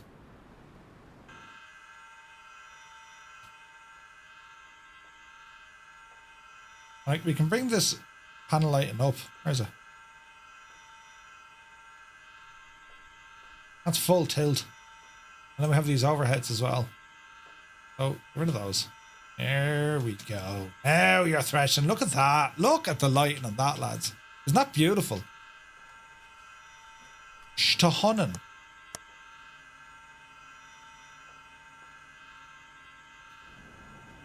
We've other lights up the back here as well. Aviation flashlight. Yeah. And there's a light in the back. That's savage looking, isn't it? So there we have our little Cessna 172 from AirfoilLabs. Look at the light. Jesus.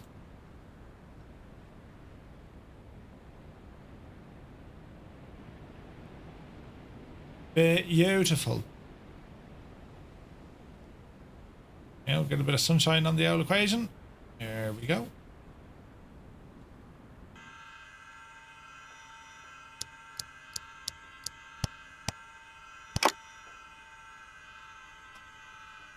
Absolutely gorgeous, isn't it? Now this, remember, state saving, so yeah, everything should be off and secured, and we will put all our stuff in. There we go. And the rain cover for good measure. Although, get rid of the L rain cover. Oh, something's broken. What failed? Engine. Cylinders. Oh Jesus, I've shagged the cylinders.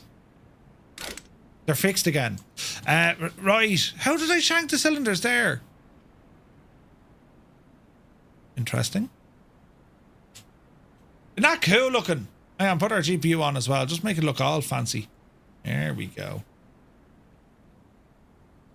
Isn't it only brilliant? So the Cessna 172, this one from AirfoilLabs, and prior to that we took out the Cessna U206G from Thranda, the Stationair, for 2 flights using OnAir company here in X-Plane 12. Loads of fun, lads. Hope you enjoyed the stream. Hope you were enjoying X-Plane. It's really getting there, and they were 2 awesome flights. I really enjoyed that. We went from Southampton up to Coventry return, and the new Southampton scenery. Aeroscape made this one, published by iniBuilds, and it's available right now for X-Plane. So yeah, it's pretty cool. Pretty cool. You can do a lot with X-Plane, and as I say, I'll be doing bits and bobs with X-Plane.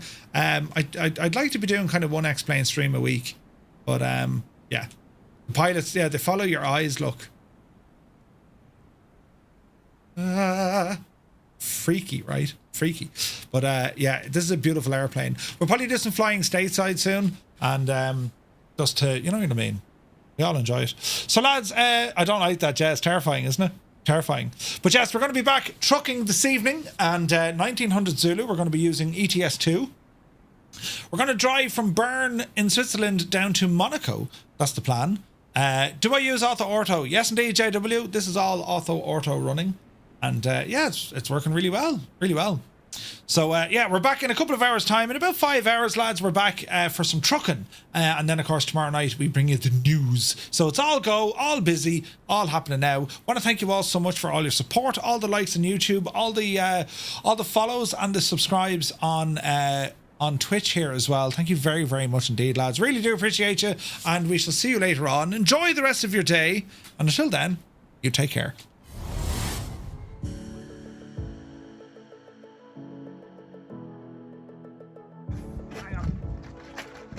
You shouldn't be. Do you need a hand? No, I don't need it. Do I need a hand? It's heavy, yeah. Jesus, Murph! What have you done?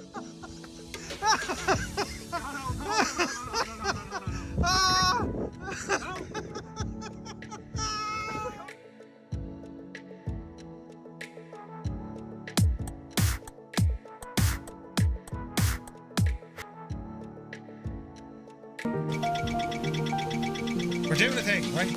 We're almost supersonic. Well, we're only at 400 knots.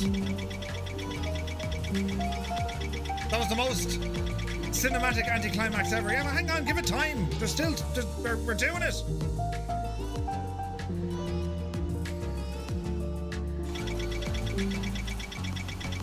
Ah, you're gonna miss the ground, you big ape. Hang on.